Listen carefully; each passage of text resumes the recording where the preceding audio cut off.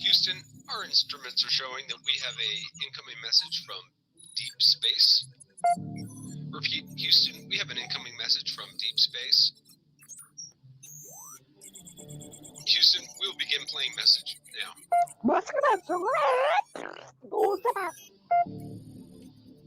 Houston, we're going to try and translate that up here. Hold for translation. Translation complete. We'll begin playing message now. Hey, it's me, Melissa. What do you do when the aliens invade? Take a shot of MK Ultra and watch Melissa Jade. Put on your tinfoil hat and tune right in. We got that crime spree, flat earth theories, government conspiracies, a complex Mandela effects, unidentified objects, a mind expanding, fake moon landing, what are dolphins understanding? It's me, Melissa. It's me, Melissa. Aliens is on the sun or in Area 51. Time travels, unravels, haunted castles, cops are baffled, potential experimental thoughts that make you transcendental. It's me, Melissa. It's me, Melissa. Crime sprees, flat earth theories, government conspiracies, complex Mandela effects, unidentified objects, a mind expanding, fake moon landing, what are dolphins understanding? It's me, Melissa. It's me, Melissa.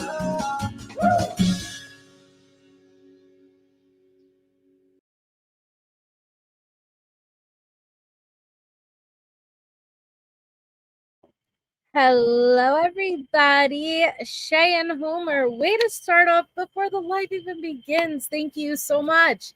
Shay and Homer gifted memberships. Please, please, please make sure to thank them in the chat if you are lucky enough to get one of those memberships. That was awesome. I saw you say right in time for members only Monday tomorrow. Thank you so much, Shay. That's so sweet. And Homer, thank you so, so much. Hi, Little Red, Harlot People, Me, Amanda, Christopher, We Gobshite, Michelle, Tony, Forgets and Jiggles, Tess, KPM, Jules, It's Not Rocket Science, B Crumbs is in the house, Debbie Doodles, Toe Beans, good to see you again, Meg, Lee the Bee, Crime Crochet Coffee, I really hope you feel better. That sucks. I know how that feels. It sucks. I'm so sorry. Hi, Mindy. I know it's for all of us. We're addicted. It's bad. Hi, Skylab, Margie, Mima, Tess, MK. MK is our comedic relief wrench. He's just there to look pretty and make jokes. Fragile like a bomb, Dragonfly. I apologize for being late. Thank you, Not Another Drama. Not Another Drama gifted a membership. That's so kind. Thank you so much. Please thank them if you just got that membership.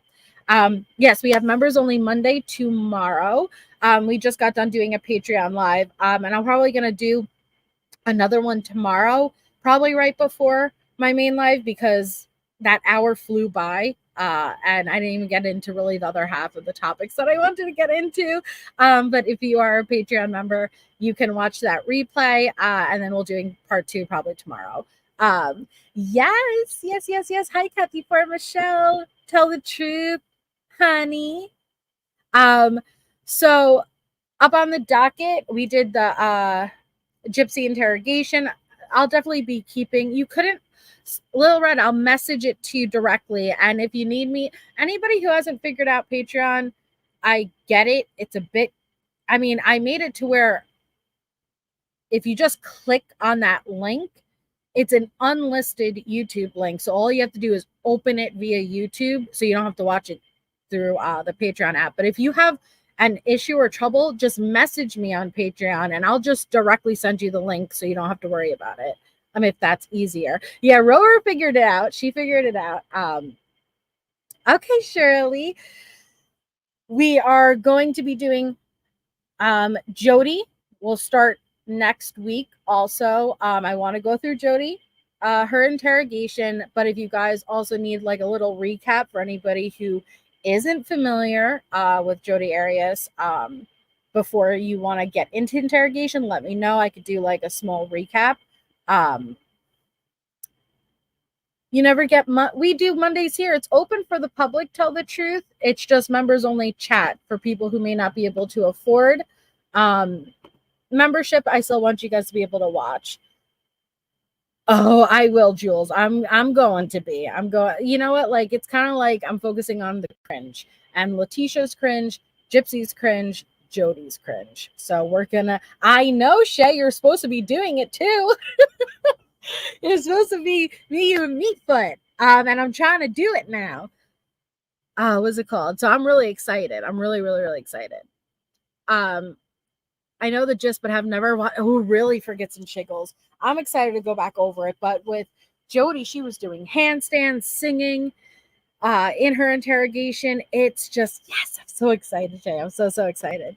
I lived in Phoenix somehow with some of them. Oh, really?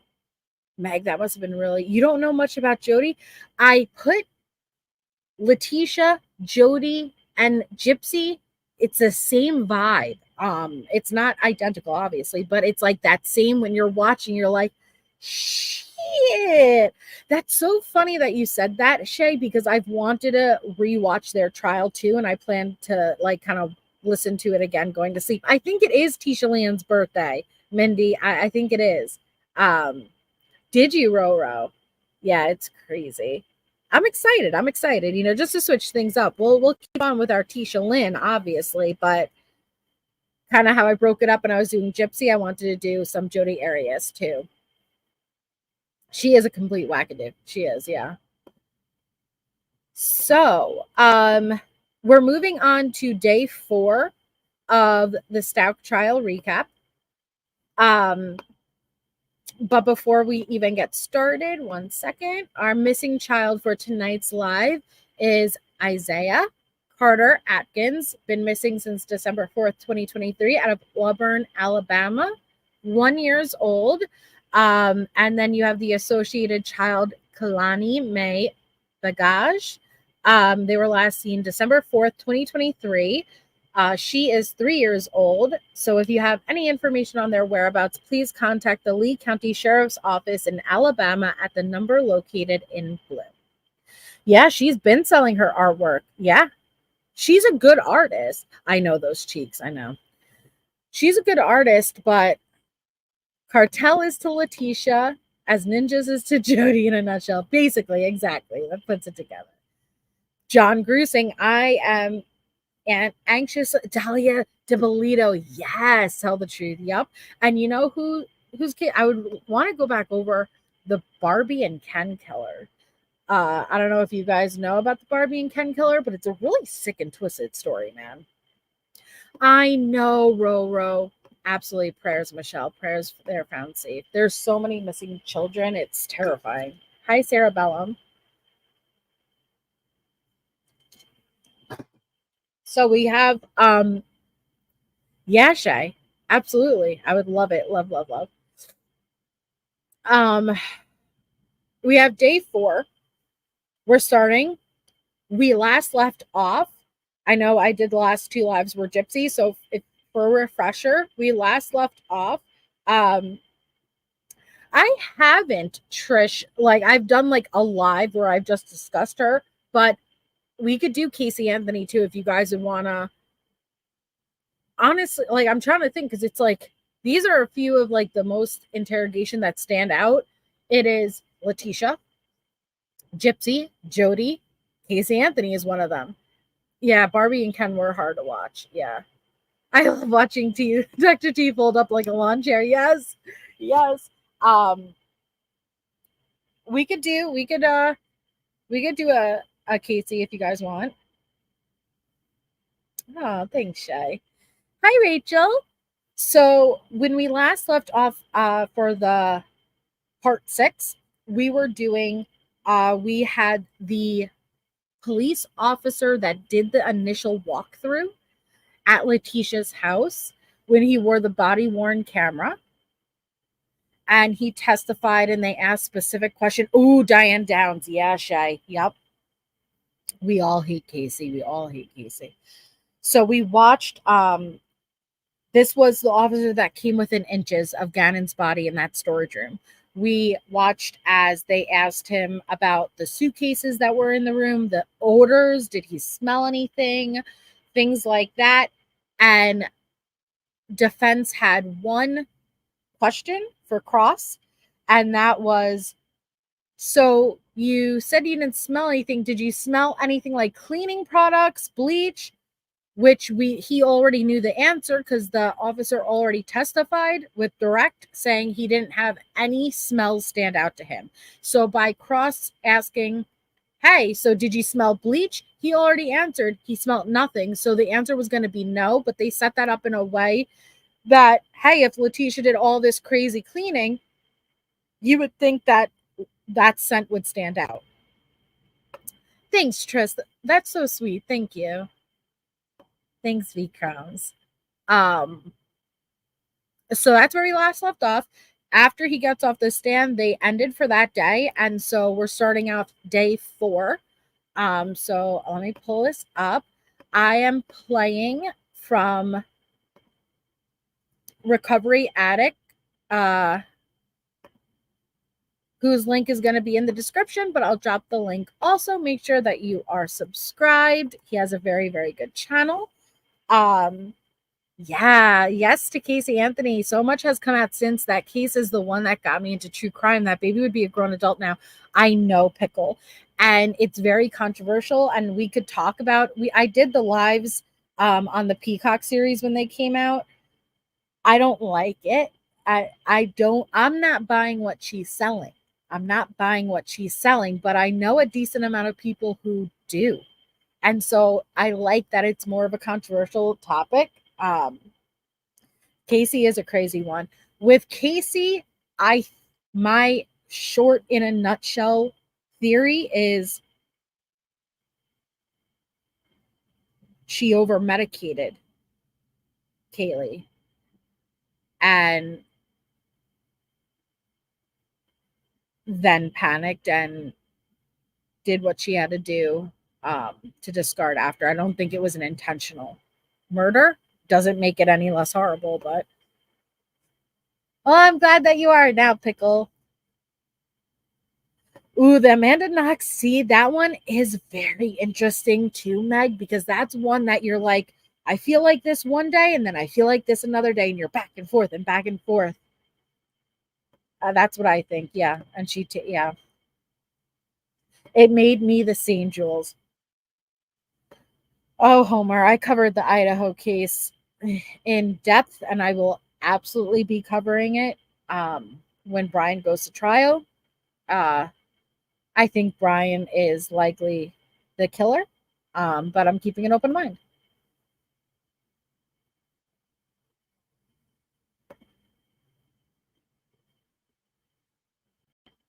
All right, so let me jump forward.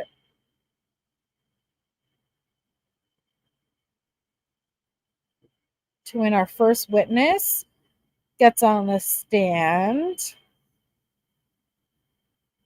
Oh, wow. Did he start streaming like way? Okay.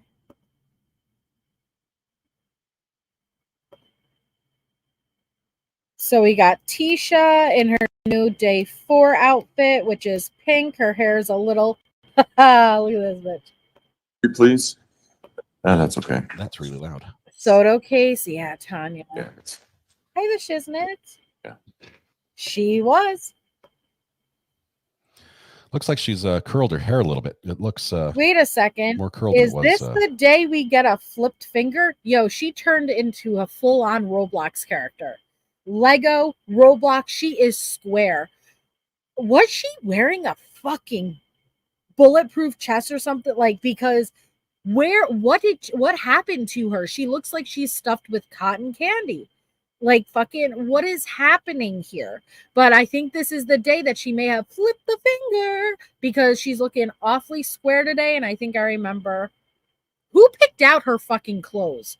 Who picked out? She's so fashion, yet them buttons look like they could launch at any second. You'll shoot your eye out if you're anywhere near her, okay? Dude, she is shaped like a square obsessed. Dude, she is, I don't know who gave her those clothes, okay? I'm sorry, Joe. I don't know who that's what it looks like, Kimberly. Like someone in between those buttons stuffed a bunch of cotton. Okay, it definitely shebangs. Yeah. Yeah, I know, Shirley. I covered Suzanne Morphy's disappearance as it happened. Yeah, Sponge. Yeah, Lisa. Yep. And she says she doesn't eat. Exactly. You know what? We need a word from our sponsor, perhaps. You were big. I'm serious. You look big. I only weighed 140 something. Well, you look humongous. But anyway, darling, I know it's time for us to go. I'll holler at you later. I love you. So it's been very interesting watching the court process. Again, all of these witnesses so far are prosecution's witnesses. There are only 2 witnesses of the defense. The first one I would not even count as a defense witness, but then we have Dr. Dorothy Lewis. So predominantly the entirety of this trial, which I recall being about 6 weeks, was prosecution witnesses. I don't know who the first witness is up. I know it's a female, but we'll figure it out. But she's looking like a whole ass Roblox character right now. Hi, Mrs. Mom and Beth. All right, so let's do it. We got Judge Werner looking all sexy and shit. Hey, Rando. Yeah, I'm pretty sure her middle finger comes this day.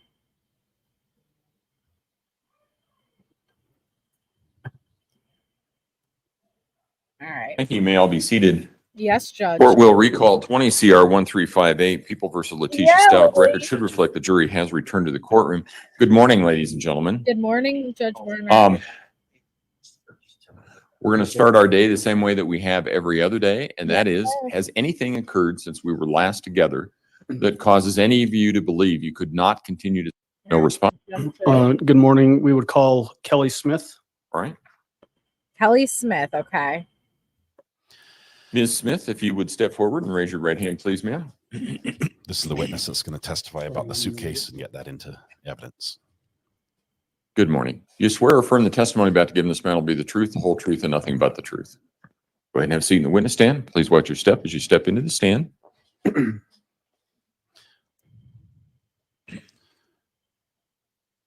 They're going to give Good morning, ma'am. Will you please introduce yourself to our jury and spell your first and last name for the record? Morning, I'm Kelly Smith, Kellysmith. And there's a microphone there. Slide it closer to you and try to speak into it so that everybody can hear you. Okay. Ms. Smith, who are you employed by? Santa Rosa County Sheriff's Office. What do you do for the Santa Rosa County Sheriff's Office? I'm a crime scene technician. And just because we don't have a Santa Rosa County here in Colorado, where is that? Florida. All right. What's the biggest city in that county? Milton. Milton. Okay. Is that very near to Pensacola? It's a pretty okay. In Pensacola, I like is in her what sweater. County? Escambia County, Florida. All right.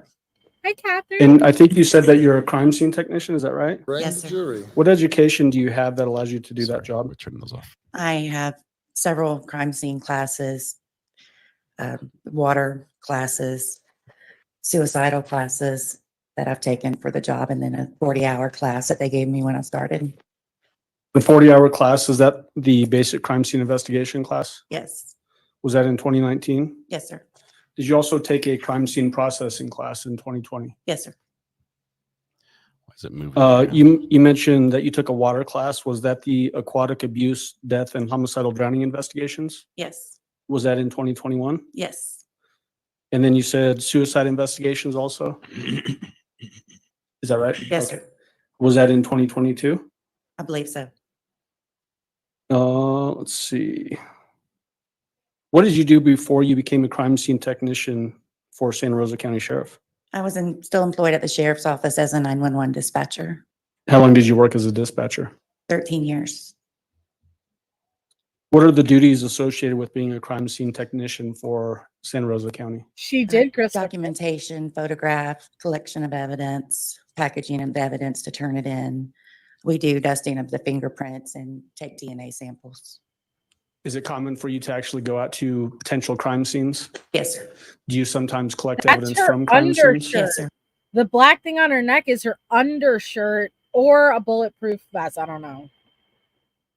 But it's popping out under that those collars. Do you also occasionally attend autopsies? Yes, sir. Will you typically Yay, Tess. collect evidence from those autopsies Yes, sir. You And love them, photographs. Earl. and photographs?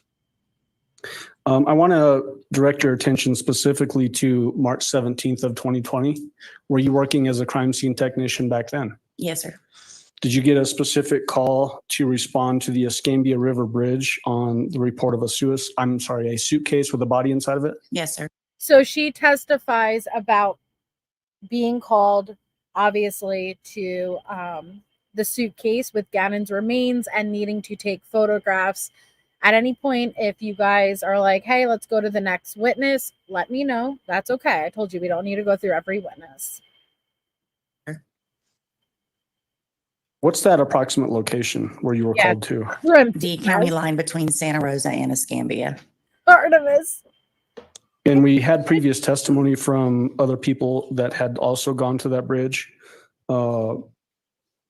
It's sort of, if you look at a regular map with north being on the top, it looks like the bridge runs north to south, but it actually, I think, has a east-west lineage. Is that right? Yes, sir. And as far as where you Hi, responded to, Brandy. was that on the west side of the bridge or the east side of the bridge? East side of the bridge. Is it typical for you when you go to a scene She's a like that to square get briefed by homer. somebody that's familiar with the investigation up to that point? Yes, sir. Did you have that occur here? Yes, sir. Who briefed you? I don't remember. I don't recall on that one. Who Okay. the first person I spoke to. Was it by chance Detective Jason Yoder? Yes. What was the information that you received from Detective Yoder when you got that first briefing? That they had located a suitcase with a body in it under the bridge. Did you have a chance to make your own visual observations of that area? Yes, sir. Tell the jury just basically what you saw, and then at some point here in just a moment, we're going to get into some photographs. I noticed we had to park on the other bridge, so I was able to look underneath the east bridge, and I'd just seen what appeared to be a suitcase and a material beside it from a distance. It just looked like material. Did you have a chance also to view the scene from above, meaning on that bridge span looking down? Yes. Did it appear that the location where there was an indentation, that was where the suitcase was dropped from that bridge down to the ground below? Yes, sir. Yes, Brandy. What color was that suitcase? Do you remember? The olive green color. Okay. Hey, ATS. Did you go up closer to the suitcase area? It Yes, sir. probably is not another You said that it drama. looked like there was some fabric or something like that associated with the suitcase. When you got closer, could you tell what those things were? You could see that it was a blanket and a body. But she doesn't, Shay. That's the thing. She And doesn't. then you fully mentioned commit. earlier that it's very typical for you to take photos of scenes. Did you do that in this case? Yes, sir. At this point, I would like to approach and show the witness exhibit 77 through 85. Witness warning, word me up in. If this is Yes, sir. when they show the photos, I'm gonna jump past, even though the screen still isn't in full display, but the photos are all out there. You can see them if you are interested in seeing them. I'm just not gonna be going through all of them. Do you recognize those? Yes, sir. What are they? These are the pictures around the suitcase that I've taken. At the scene at the Escambia River Bridge? Yes, sir. Are they fair and accurate representations as to what you saw that day? Yes, sir. At this Yeah, time, I Shay. move for admission of people 77 through 85. Defense.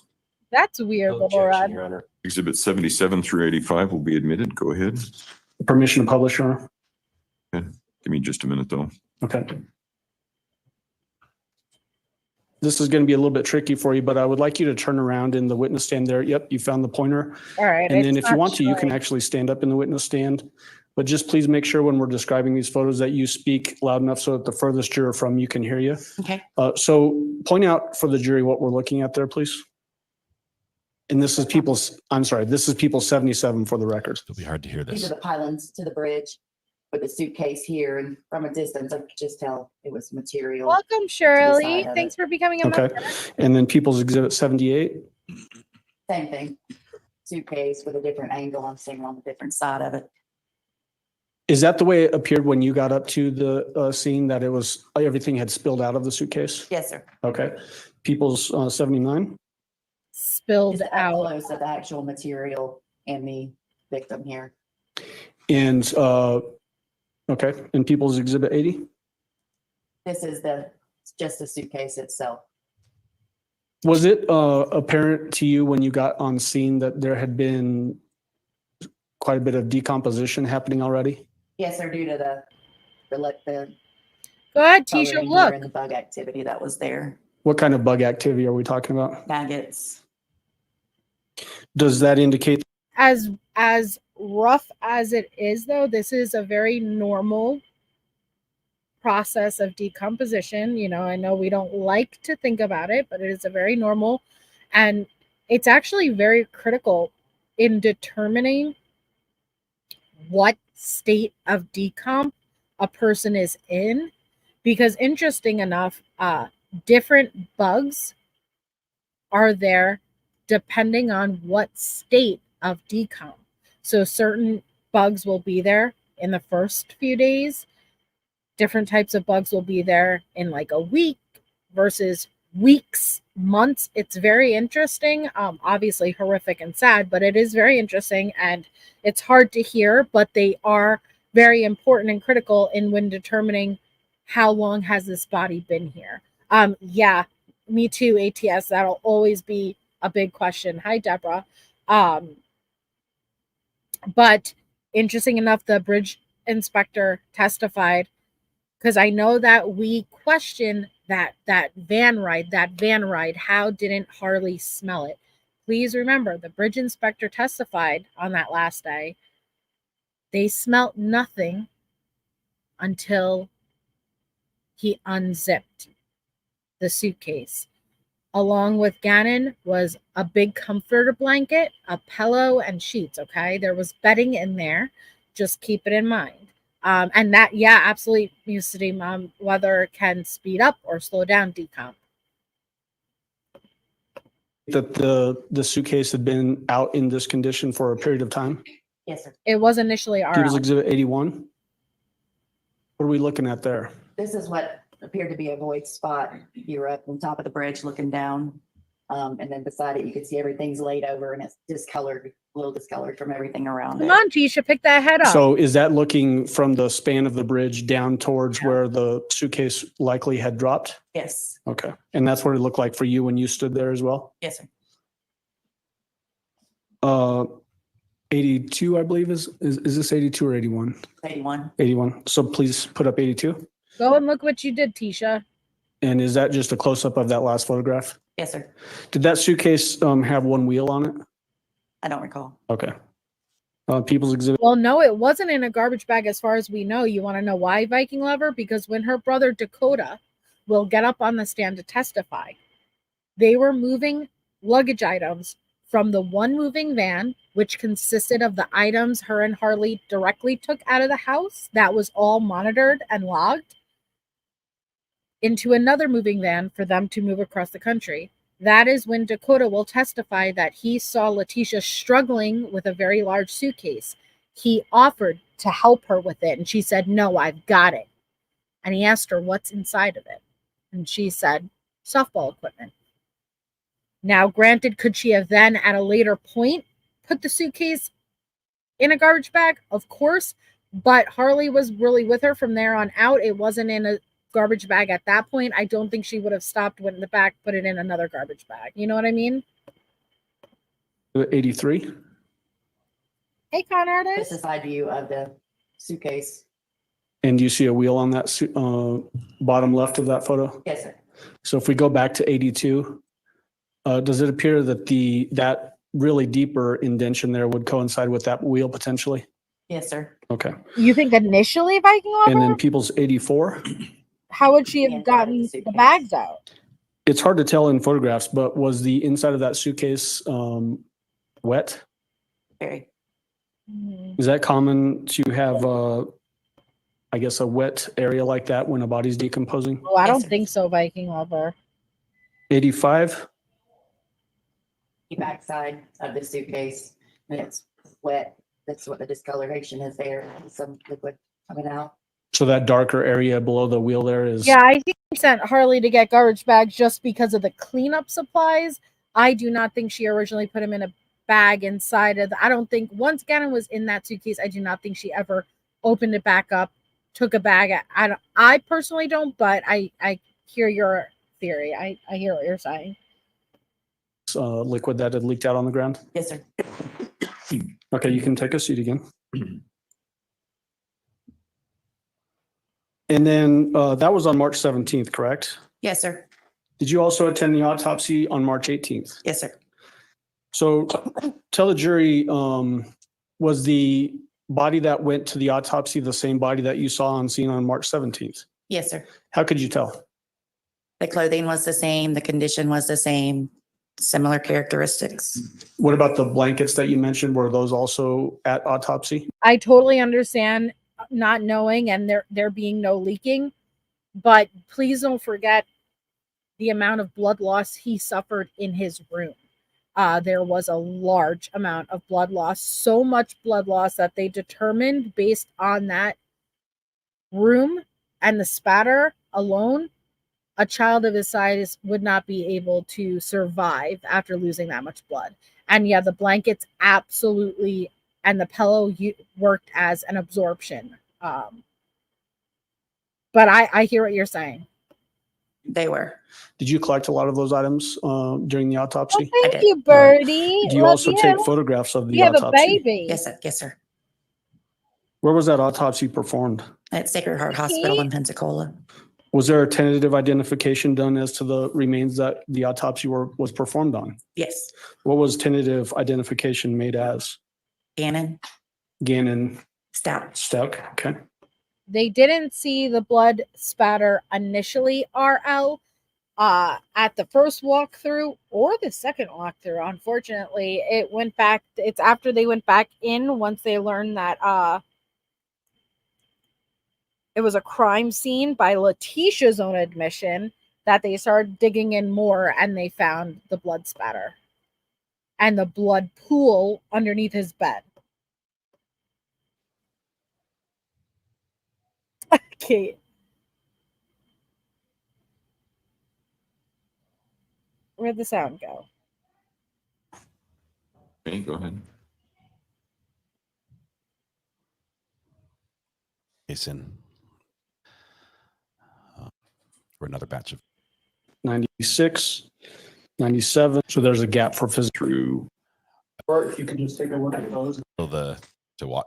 There are some side of the unit like. Have you had a chance to look at those? Yes, sir.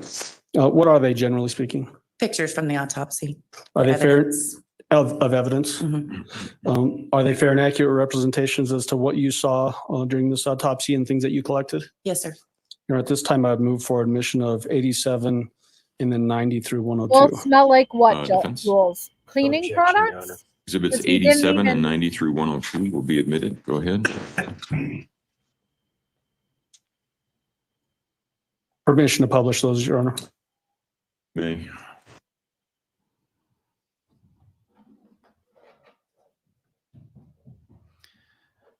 So we've got 87 up on the board behind you, and same as before, Ms. Smith, if you could just stand up and then let the jury know what we're looking at there. Yeah, Chef. This is going to be the bullet that was extracted from the victim's head, and these You're two okay, Homer. I guess. plastic pieces were in there. So the bullet that we see there, that's a projectile. Yes, sir. Is that typically expelled out of the end of a firearm? Yes, sir. I know it seems obvious, but we got to be technical, right? What about those plastic pieces there? What do those appear to be? From my understanding, they were part of the bullet. Okay. And then you said that these were recovered during the autopsy. Do you remember where specifically? I believe the head. The head. And then I want to approach with people's 88 and 89. Yeah, I don't know how the cleaning products weren't Go ahead. potent. I agree, Christopher. No, that's fine. So if you could first take a look at people exhibit 88.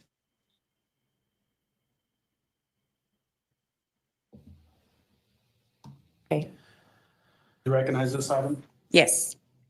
Does it appear to be in the same or substantially same condition today as the day that you collected it? Yes, sir. And what is it appear to be? The projectile. Same one that's in People's Exhibit 87? Yes, sir. All right, this time I move for admission of People's 88. You'll notice Mr. Cook, go ahead. the edges. Do you recognize this item? Yes. Does it appear to be in the same or substantially same condition today as the day that you recovered? Yes, sir. What does it appear to be? The red plastic pieces. Same red plastic pieces that are in People's Exhibit 87? Yes, sir. At this time, I move for admission of People's Exhibit 89. Mr. Cook, Objection. Exhibit 89 will be admitted.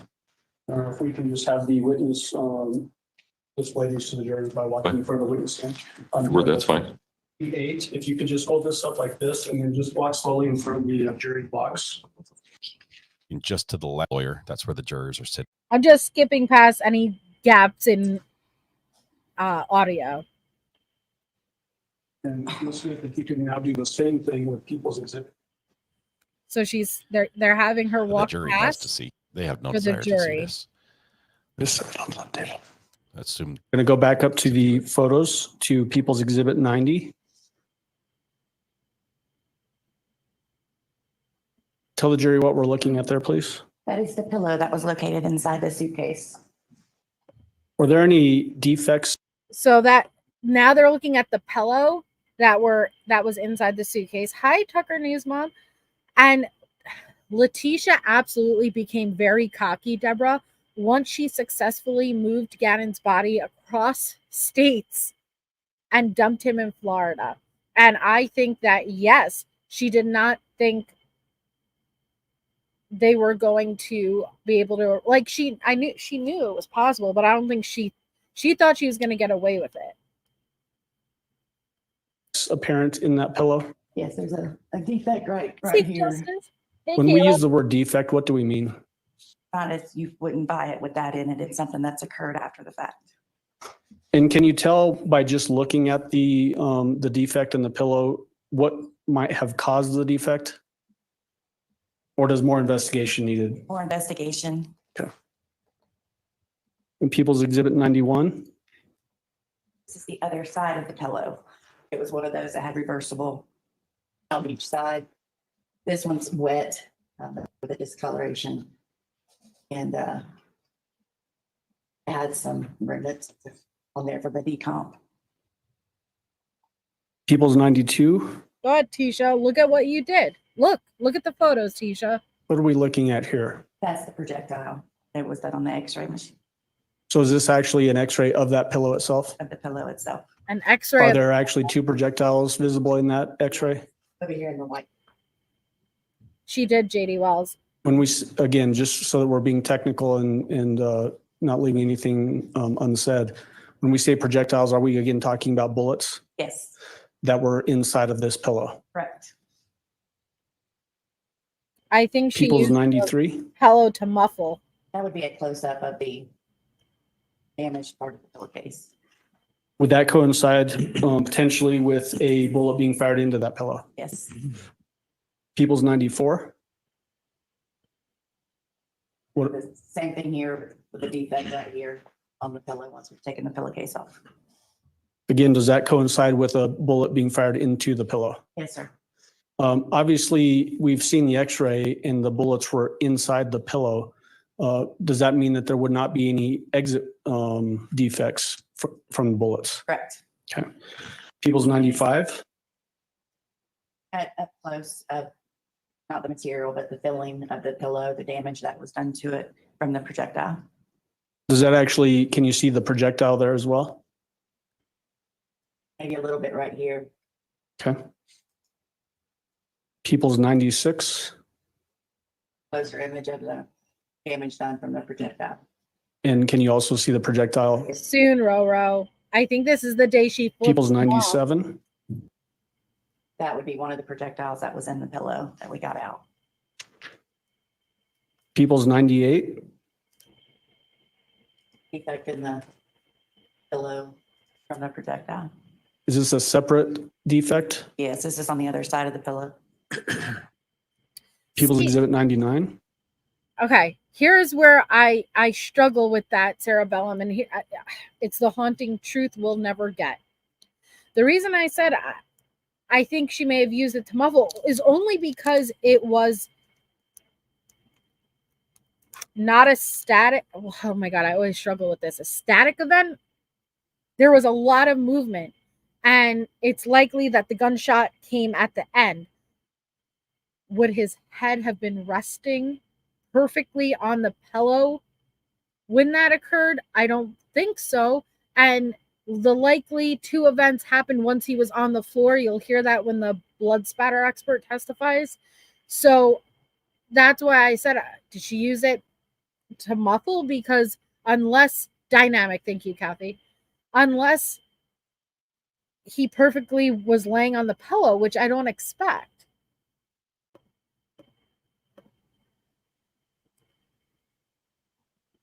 Steve, there's the defect. So this defect that we're looking at here now is the pillow with the pillowcase removed. Is that right? It was the first one.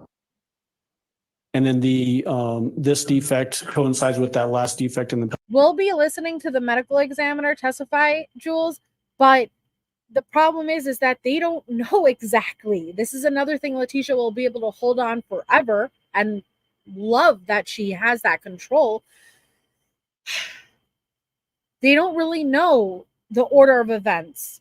All that they do know is that events occurred, and at least two of the events occurred once he was on the floor.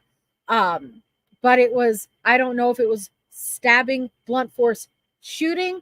The shooting likely happened at the end, but they still do not know exactly how it happened. Pillowcase that we just looked at. Yes. People's 100. Pleasure shot. Pillowcase for the pillow. People's 101. Another shot with us cutting the material and getting to the filling of the pillow. And people's 102. That would be the projectile that we pulled out. So correct to understand that you were able to pull out two projectiles from the pillow itself? Yes, sir. At this time, I'd like to approach the witness with People's Exhibit 103. You may go ahead.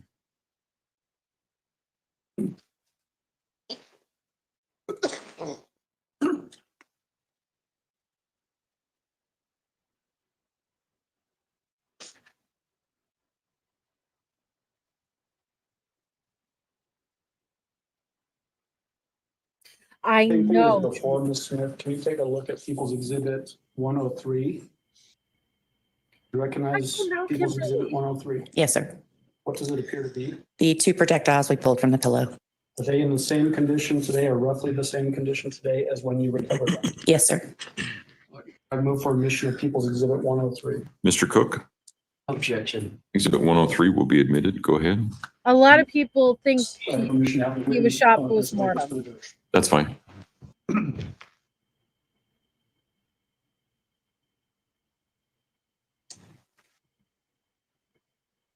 Yeah, cerebellum, that's true. These items are sealed. You can see in the bags as he brings them up I to the know, witness. Kelly Murray. They're sealed and will not be opened in the courtroom. So we anticipate the suitcase will be sealed in Step some way there. too.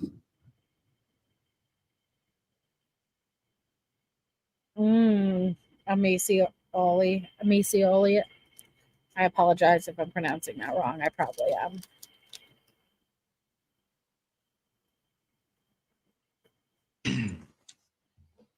We'll never know exactly how this happened. Mike cut off the. Ask for permission to approach the witness with People's Exhibits 104 through 120.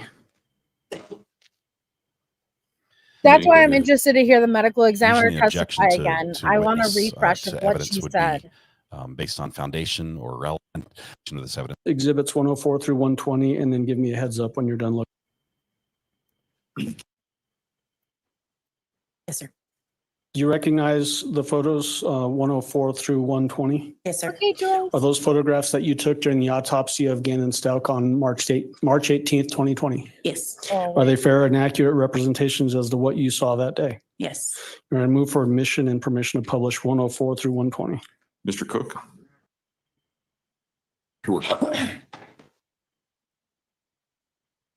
Yeah, but this is photos of Gannon. This is a sidebar, and by rule, I'm gonna I make have sure to jump switch to this view. The judge has indicated that that I'm not allowed to show sidebar video. I realize other channels are showing it. Oh, I'm sorry, order Beth, number but I'm glad 28 that you're he here. released, the two rules that I have is we can't show the jury and we can't show audio or video of the sidebar. And the video stream I show includes the judge, and so you'd be able to read his lips and see what's happening. And so, in compliance with that order, we'll switch to this view just while they're up doing their sidebar. So this no Alex Murray, this and a fun of some sort that was Hollywood's viewing for so bad. Shaking that really. Okay. All right. All right. Court will exclude Exhibit 104 as cumulative. Court will admit Exhibits 105 through 120. And permission to publish. As far as I remember, Landon stepped out during the photos being shown. Starting with 105 and then through 120. Well, if you just. You may go ahead. Okay. I may be moving my little box up to cover part of the window, if you guys don't mind. If they're saying it's cumulative, what we have is it's so bad. What they're saying is okay, same as processes before, Ms. Smith. If you could just stand up and tell us what we're looking at here. First, in a general sense, what are we looking at? This is a t-shirt that the victim was wearing when we located him. Did this t-shirt have a number of defects? Please keep in mind, okay? All of those posts I showed you guys, all of those social media posts, she gave an inaccurate description of what he was last wearing. Okay. She said jeans with, I forgot what type of t-shirt, and like the blue jacket. He was not wearing that. Defects in it that coincided with injuries that the victim had on his body. Yes, sir. Okay, so when we're looking at People's Exhibit 105, there's obviously some graphics on the t-shirt, correct? Yes, sir. And then there's that angular measuring device there. Is that signifying, as we look through these photos, where specific defects were in the shirt? Yes. So can you point out the defect that we're looking at first in 105? The defect here is going to be right here. There's cotton, white cotton behind it to help him stand out. And then if we go to 106, Hey, Edith. is that a close-up of that same defect? That is a close-up of the same defect. 107. Now, I will just say these photos were so graphic. I was shocked that they even streamed it. But at the same time, it was so transparent, and I respect that. But that objection that Cook did, cumulative, is meaning that that specific photo we're not going to show because it is so bad. And granted, like, all of them were horrible, but they're saying that one photo was so bad that if the jury sees it, you're not even going to be paying enough attention to the evidence, because immediately seeing it, you're going to become biased almost. Here, now we're here. Yes. Sort of where it says Minecraft over the R, it looks like. Yes. And then 108. Yeah, close view. 109.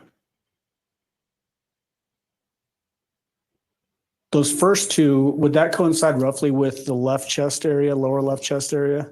Yes. And now would that coincide with, I guess, left shoulder area? Yes. Collarbone maybe? And then 110?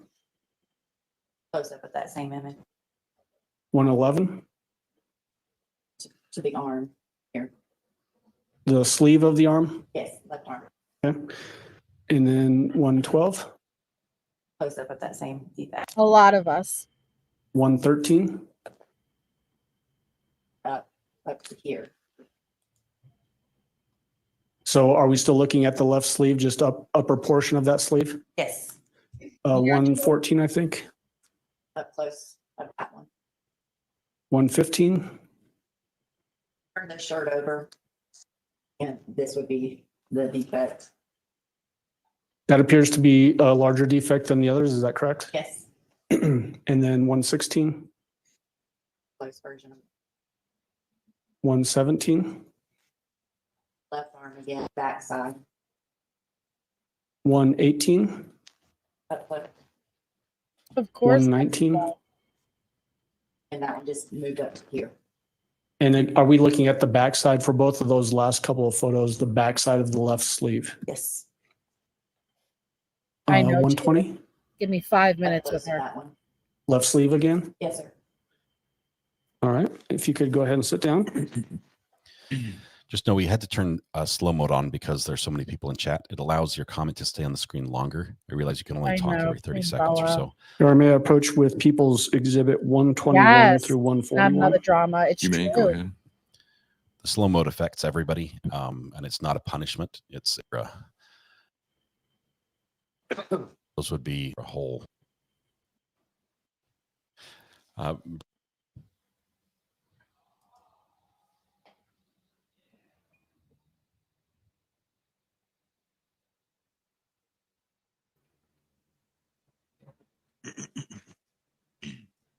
Photographs? Yes, sir. What are those photographs of? The jacket the victim was wearing when we located him. To sort of contrast what we just looked at, the t-shirt, was that a basic cotton t-shirt with the graphic Regular. writing on it? Yes. Apathy. This jacket that we're going to look at next, is it more of a nylon type jacket? Yes. Is it the jacket that the victim was wearing that you recovered at autopsy? Yes. Are these fair and accurate representations as to Yes, what you Michael. saw of that jacket at the autopsy on March 18th, 2020? Oh, Yes. And at this time, I move for admission of 121 through 142 and permission to publish. Mr. Cook? It's done. We can hit the bench. Okay. About these. Why do you Counsel keep approach, having to please. do your objections in the bench, Cook? You know it has to be really bad when you always have to do your objections in the bench. Now, there's sometimes they have to go to the bench for an objection, but we're talking about you have to make objections and you have to argue how bad it is, these photos that they're looking at. And the ones that we were shown are horrific. Yet there are still ones even worse that he has to go up and make these objections at the bench. Hi, Jennifer. We're doing another part probably tomorrow because I didn't get to everything I wanted to get to. Please. Okay, we've got another bench discussion. Or so we're gonna take a KPM. little break here as they're sitting there. There's different rulings. Like it can be that, or it can be looking upon it would make the jury. Here, let me read it actually. So, yes, it could be rule under 403, asked and answered, and it could be like redundant or substantially the probative value is substantially outweighed by a danger of one or more of the following: unfair prejudice, confusing the issues, misleading the jury, undue delay, wasting time, or needlessly presenting cumulative evidence. And it can absolutely be used in a way that it shows the same thing essentially, but it could be worse and make the jury I don't know how, like the one guy explained it. I'll have to find it and I'll pull it up because he explains it better than I could explain it. And like with the unfair prejudice, like it could, like the impact of it could be so great when the other photos will serve the same purpose, but this one is the only thing they're going to take away from it is how bad it is, if that makes sense. I'm doing such a shitty job explaining it, but the other guy explains it better. For the same reason. I realize that other channels are showing portions of this. She doesn't care, Debbie. You can see this, but the permission I have No, I don't care, to Jennifer. Do your rebroadcast thing. from the court requires that I not show any video or audio. The court's taking care of the audio problem, but any video of the bench discussion. So there, what we're probably having here is another similar objection to one we just had, where they said the pictures you're showing are cumulative. That meaning there's too much. You're piling it on. you could get the same point across without showing every single picture. You know, Oh, this picture- Right. He kind of explains it right there too. There are already the photos that you're showing. So he probably chose one of the worst photos and argued it's cumulative. Like this one can go without being shown because you have exhibit 3, 4, and 7, whatever, and it shows essentially the same thing, but it could be like the worst of them. You know what I mean? Exhibits 121 through 142 are admitted. Permission to publish, Your Honor. You may go ahead. So Ms. Smith, same as before, 121 should be up on the screen here in just a moment.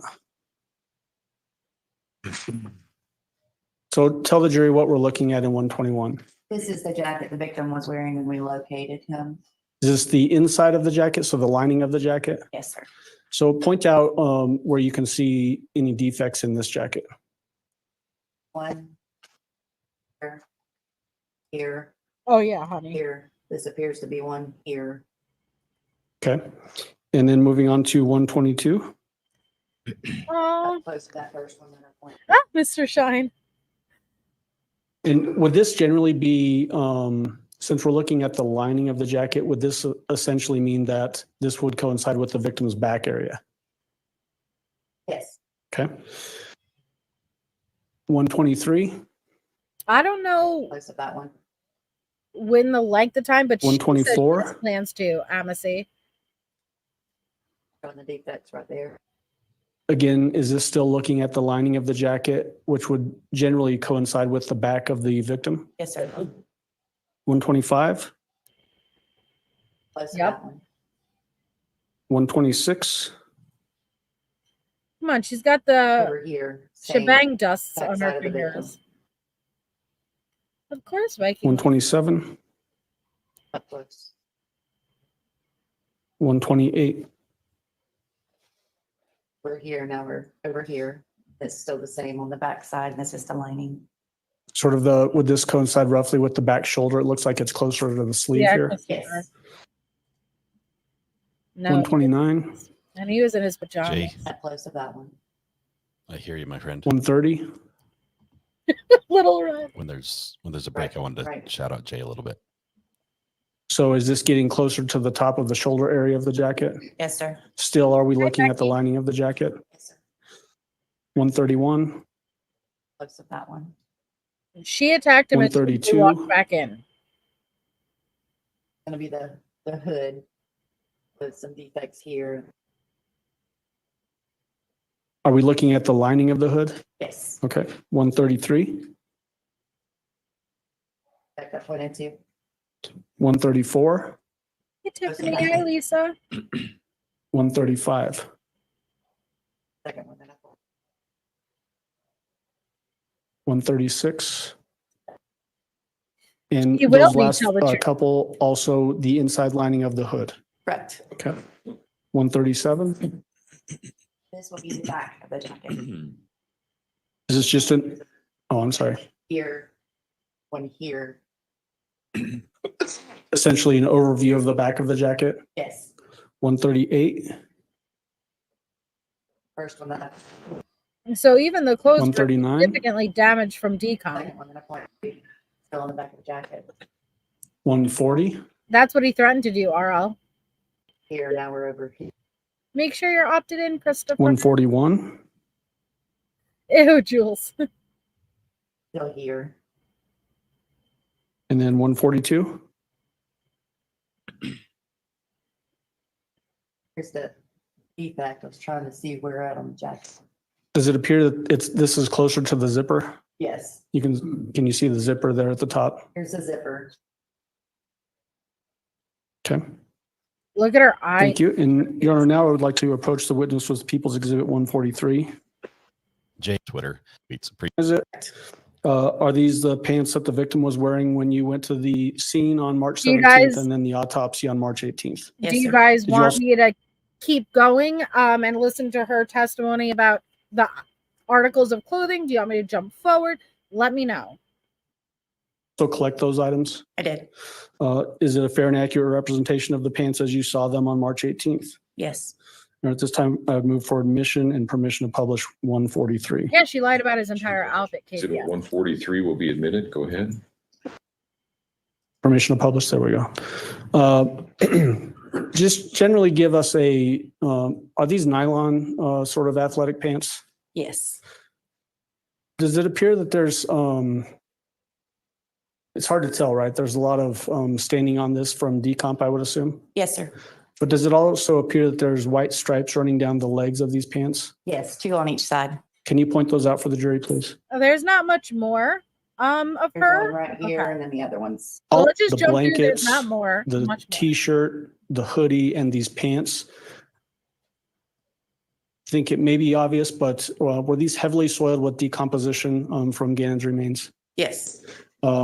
Associated with that heavy decomposition, was there quite a smell associated with them? Yes. Is that why we're not bringing those items into the jury to let them have to deal with that as well? Yes. So the items that were recovered with Gannon, whether they be what was on his persons or in the suitcase, were so heavily soiled from decomp, and the smell is so potent to the day, years later, they could not even bring those items in to show the jury. Let that sink in.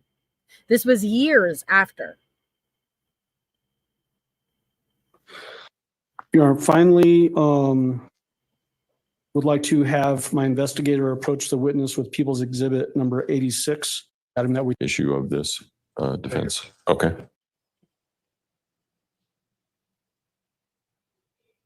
It's the suitcase. I'm going to let you guys see this part. So, Ms. Smith, our investigator. Right. They didn't bring the outfit he was wearing and the blankets and pillow that were in the suitcase because they were so the fluids from decomp and the smell was still so strong and potent that they could not bring it into the courtroom because it would take over. Cecil Weir is going to help with this item because of the size of it. But if you could just take a look at it and let me know if you recognize People's Exhibit 86. Come on, Tisha. Look.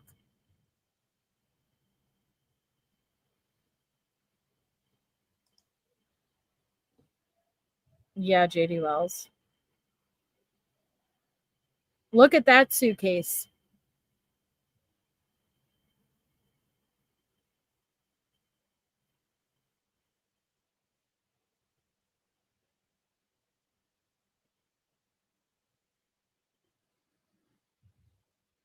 And I didn't hear your question over the paper. Yeah, that paper was a little loud. Do you recognize People's Exhibit 86? I do. What does it appear to be? The olive green suitcase that was at the scene. Did you collect this scene at the River Bridge or was it at Autopsy? At the River Bridge. Okay. Does it appear to be in the same or substantially the same condition today as the day that you recovered it? Yes. At this time, I'd move for admission of People's Exhibit 86. Mr. Cook. Al is in Exhibit there. 86 He's will be sitting admitted. behind Go this ahead. guy. Your Honor, because of the decomposition material on this item, we are asking for permission to not leave this here in the courtroom, but I would like to have permission for our investigator, Mr. Weir, to show this item to the jury by holding it up. It is a larger item. You may. Go ahead. Thank you. The judge is going to be paying attention to the jury's reaction here. Letecia has her head down. We believe she has Tisha earplugs has her in. head That's down. our belief right now. That's she's been given earplugs and is probably not listening or paying attention right at this moment. This is where she stuffed Gannon's body They're in, covering her along with face. that The comforter judge and pillow. is very intent on watching the jury to see how the reaction is. This is going to, you can see they're taking the suitcase out now. So the suitcase is opened.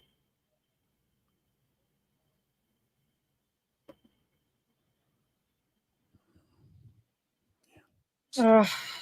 They didn't, Harlot. She stuffed it with tissue and stuff.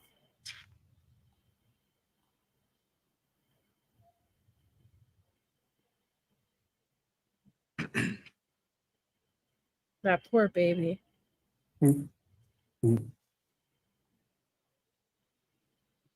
Or she may have been able to buy earplugs at commissary and then maybe brought them. Whoops.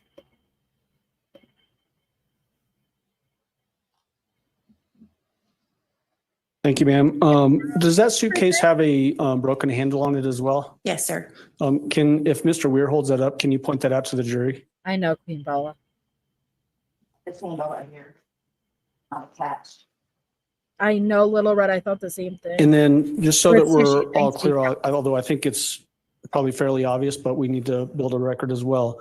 All of the items that you saw out at the Escambia River Bridge, so the 2 blankets, the pillow, Of course, Jules. and Gannon's remain inside of this suitcase. Correct. And if I wasn't clear before, the clothing that I mentioned and that had heavy decomposition material on them, was that true also for the blankets and the pillow? Yes. Okay. Thank you. And so at this point, Judge, I would ask if we can just have our investigator take that item back out before it starts to. Is there an objection? Oh, Your Honor. All right, you may go Yeah. ahead. No, of course. Just take it out. He's trying to collect the baggage or the paper too. Stephanie?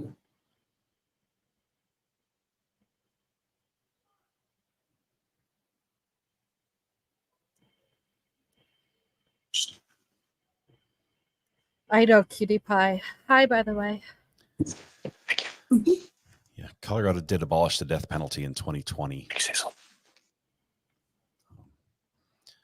So the All right, Ms. Smith, life just a without couple parole. more questions for you. How long have you lived in that, I guess, greater Pensacola area? 40. The Escambia River Bridge obviously is the one that we've been talking about today, correct? Yes, sir. Is there also an I-10 bridge Yes. Hey, Riley. and then a 98 Pensacola Bay Bridge, essentially? Of those bridges in the area, is the Escambia River Bridge less traveled or more traveled than the other bridges? Less. Less traveled. Mm. And then are you also familiar with I-95? Yes. Where's I-95? It goes along the east coast of Florida. Okay. All right, that would be my questions for this All witness. right, come on, Cross. What you got? Cross-examination, Mr. Cook? See if he has any questions. It should be. Your Honor, fairly I brief. don't have any questions for this witness. Thank Wow. you. All right. So once again, if you don't remember where we last left off, 2 witnesses ago, he's like, I'll make this easy for you, Your Honor. We have no questions. Then the last witness, which was the police officer who did the walkthrough with his body camera, he's like, I have one question. So you didn't smell any cleaning products or anything like that? That's it. Thank you, Your Honor. And now, once again, we have no questions. I understand Letecia, it's like, wow, like she didn't have a good defense, but you guys, and I feel that way too. It's like, could she have had a better one? Okay. But how do you defend? Like, they were really screwed. I won't act like this was an easy case. This was not an easy case. They have nothing, Roro. They've got nothing. So no questions, which means no redirect, but the jurors get to ask questions, right, Queen Bella? They cannot defend this. Do any of the jurors have any questions for Ms. Smith? Just write it down, pass it forward. Hey, Vivi. Looks like we might have a couple, so just All write right, them we down, got pass jury them forward, and I'll questions. have somebody collect them. Okay, we're gonna have to cut away. They're gonna do a little left from the jury. Are in front of you, and then Mr. Allen, if you would retrieve those, please. They have to just show the judge do. The iPad of consult here. Okay, I forgot what I was saying. You open for picked up, and now the judge asks the questions. Ms. Smith, was the suitcase cleaned? It appears cleaner. No, it was not cleaned. It was kind of hard to see through the plastic. All right, and this is a timeline question. You visited the discovery site on March 17 of 2020, and the autopsy was on March 18 of 2020. Let's start there.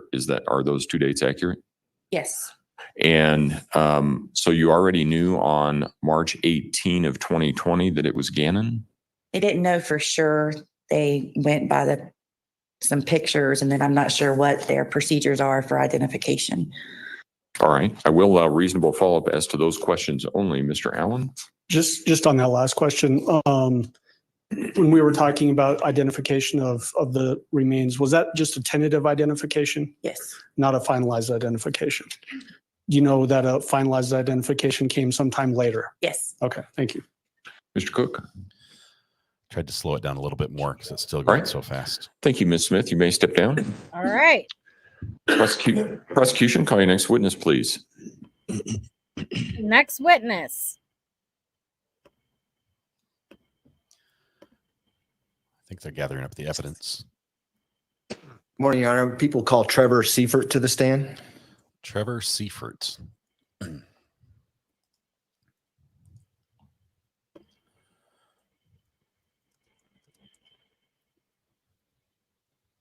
Mr. Seifert, if you would step forward and raise your right hand, please, sir. Do you swear or affirm the testimony about to give in this matter will be the truth, the whole truth, and nothing but the truth? Go ahead and have a seat in the witness stand. Please watch your step as you step into the stand.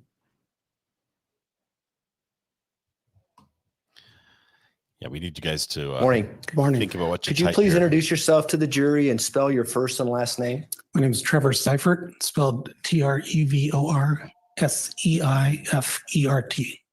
I just mispronounced your name, so I apologize. Okay. What is your occupation? I'm a senior crime laboratory analyst with the Florida Department of Law Enforcement. And how long have you been with the Florida Department of Law Enforcement? Just over 17 years. And what are your specific roles within that title? Up until September of last year, I was in the biology section of the Pensacola Regional Operations Center. And in the biology section, we do DNA analysis. And what kind of experience and training do you have in the field? From the University of Peru, a field of DNA analysis include the field of forensic DNA analysis? Yes. And approximately how many investigations have we actually in that field? Yes, we have required annual. And have you been qualified? Yeah. How many times? Testifying, yes. Allow Mr. Seifert to testify in the field of. So he's going to be allowed to speculate on things where a lay witness would not be able to.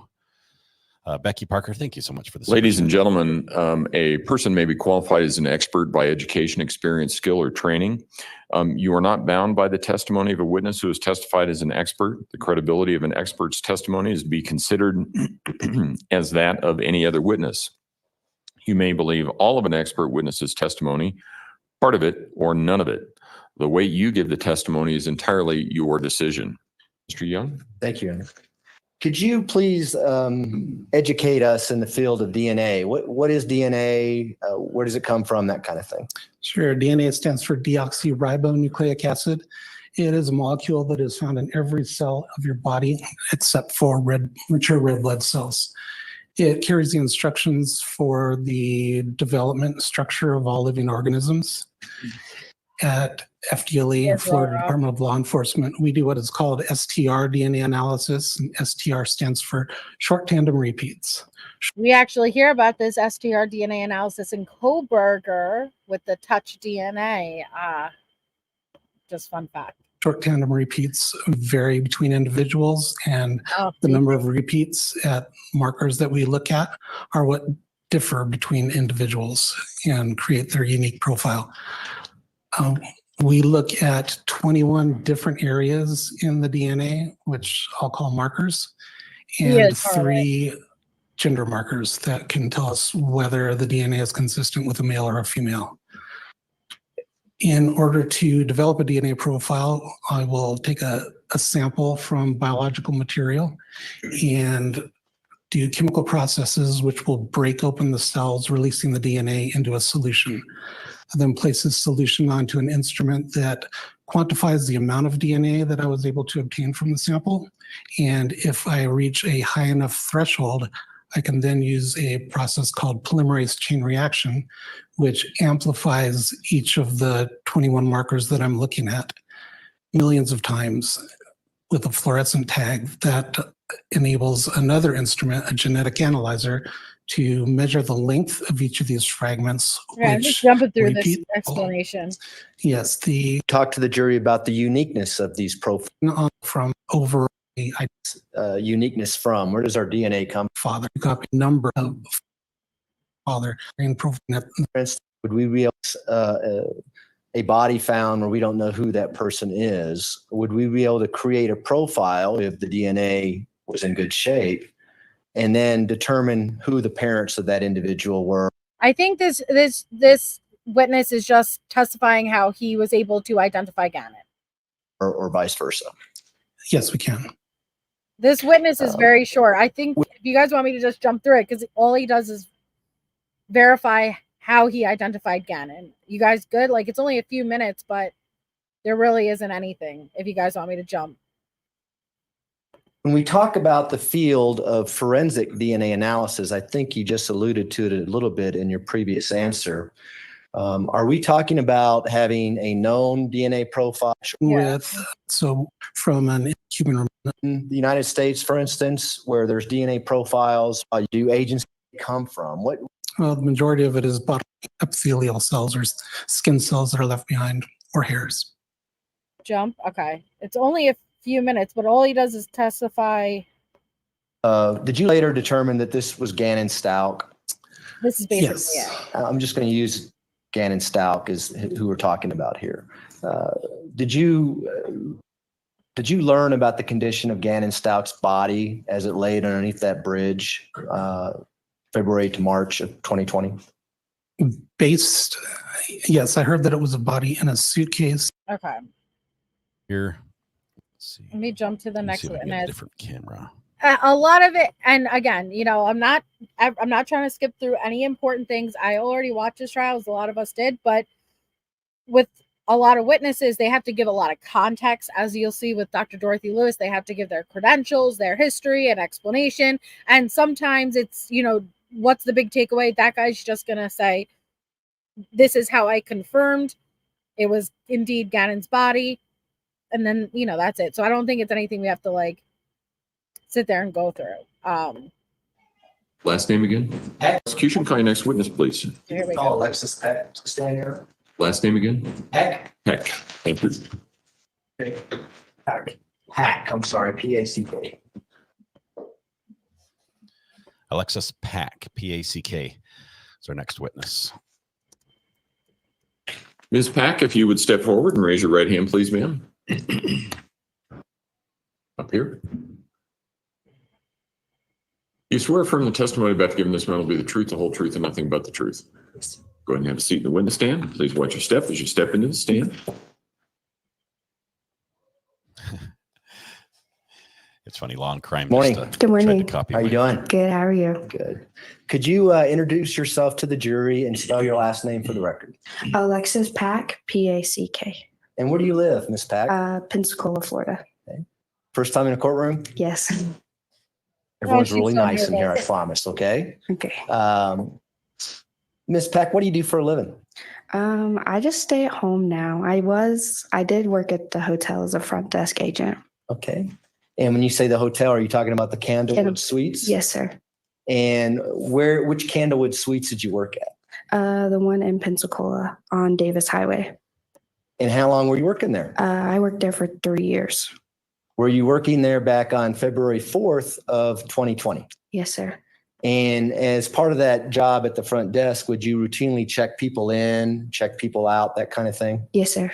And would you fill out paperwork as you did that? Yes. Okay. May I approach the witness, Your Honor? Me? Yeah, and her pot smoking son, Queen Bella. 181. And no, Dorothy is last, Jaded. We're going in order. I believe it's a 3-page document. This will be a very brief witness with probably. Do you recognize that? Yes. Very little and what to is no that? cross. It's the form that they fill out whenever they check in. And did you fill that form out? I did not. Hey, who filled that form out? Do you know? It's the person who checks in. They fill it out. Just, sidebar for anybody who is interested, if you like watching the court processes and like Amaze just said, if George Werner made a TV show, I'd watch. You can watch. There are courtrooms. They're very quick.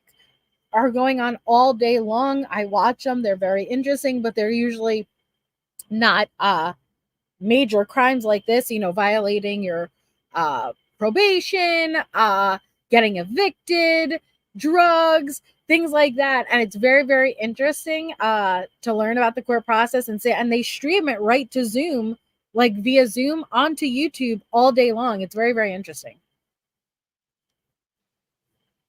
Let me have you turn to Cutie pie. page 3 of that document. You see that computer printout? Yes. Yep.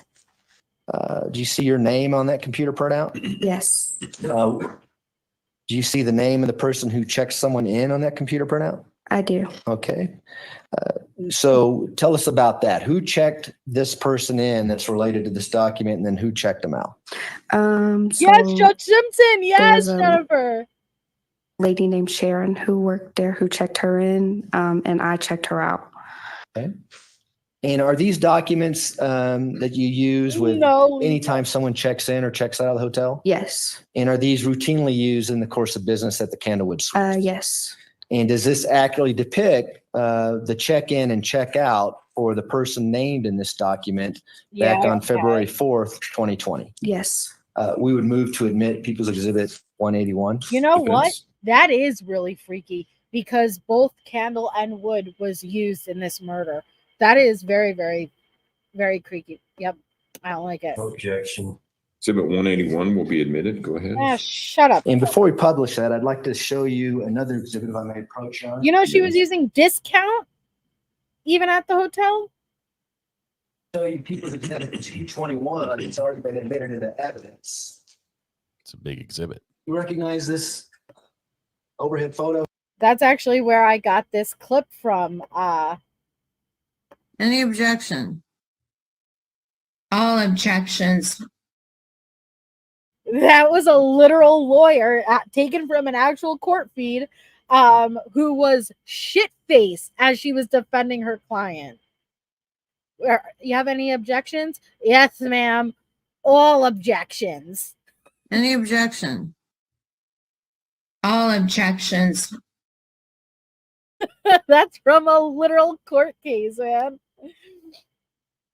Here? Yes. And I don't want to be Captain Obvious here, but the label that says Candlewood Suites there. Mhm. Do you recognize that? Yes. Is that where the hotel is located at? Yes. And is that where you were working on February 4th, 2020 when this person checked in? So I don't think I was working when she checked in, but when she checked out.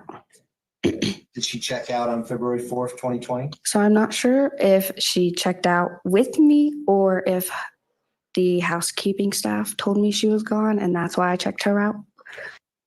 We'll get to that in a second. Okay. Just for the record, I'll publish to the jury again. Exhibit 220.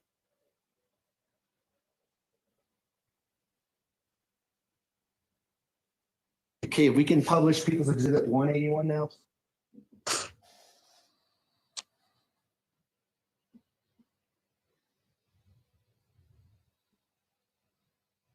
It's kind of tough to see on the TV screens. Can we zoom in on that a little bit, please? Yeah, Jennifer. So let's start with the top part of that exhibit, and you can look at the one, the actual exhibit in front of you, if you like. Okay. What is the name of the person who checked in back on February 4th, 2020? So February 4th, you guys, this is when she discarded Gannon's body in Florida. But her and Harley were traveling in that moving van, okay? And they stayed state. And they're focusing on the night that she stayed in Florida and she discarded Gannon's body. 20. Hi, Grammy Nini. I don't know how to say the last name, Okay. but it's Letecia Stauch. Okay, you did a pretty good job with the last name. And again, I know it says there, but where is this person from, at least what they're saying when they check in? Give the wipes lots South of Carolina. love. And does this information also show the method of how they paid for the room and things like that? Yes.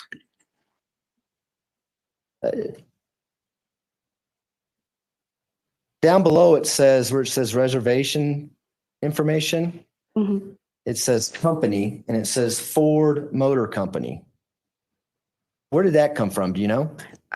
So that's a fixed rate we would have had in the system for that company. And so whoever is getting the reservation, would they have to tell whoever's working the front desk that I'm with the Ford Motor Company to check in? So yes, or if they make it online, they can put that in themselves if they have the rate code.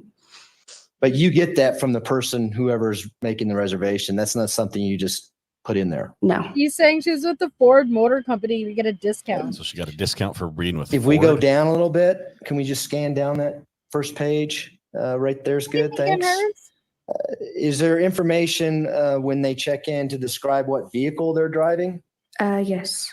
And what kind of vehicle did the person say they were driving, or this Letecia Stauch say they were driving? A Nissan Altima. And does But anybody she check to wasn't. see if that's accurate? No, sir. She was, look at this scamming ass hoe. Not only is she's like, yo, I'm going to get a discount, and then snuck Harley and the dogs in, she also put that her vehicle was a Nissan Altima, which it was not, because she was driving a fucking moving van with a body in the back of it. If we can now go to page 2 of that document.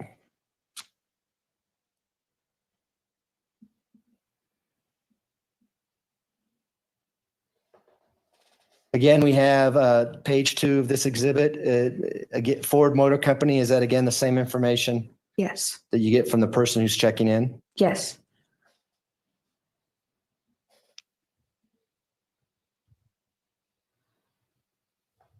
Can we go back to the first page? I forgot to mention something on that. Thanks. This poor girl Or just has the her top part. braces on. She's so nervous. Appreciate it. You're familiar with the rooms there at the hotel? Yep. Yes. What is a standard suite 1 queen non-smoking mean? It's just one queen bed. Standard room, I take it? Okay. I went to law school, so that's how I come up with these great questions. Can we go to page 3 of that document now? We rotate that so we can, I'm asking you to do a lot. I appreciate that, Ms. Grantiano. It won't rotate, huh? All right. Well, let's look at this page here. Does it have the times that the person actually checked in and the times they checked out? Yes, sir. Could you please tell the jury the time that Miss Stauch checked in to the hotel? It looks like it was 12:23, I think. Okay. Oh my goodness. And you base that on the 0023 that we see on the document? Yes, sir. And that would have been on what date? February 4th, 2020. And then your name is associated with the checkout. What time did this individual check out? 11:11. Yeah, lovely look way. And that top line, I know we can't see it because it's documented. Could you read what the description says?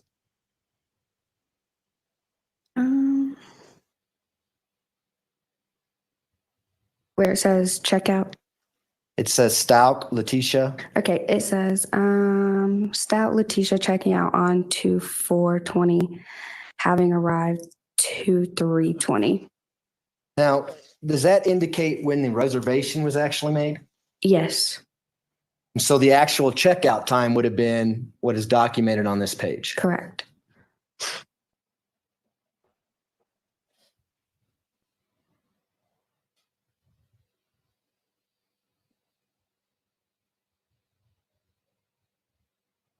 Can you tell by looking at this page what time the reservation was actually made?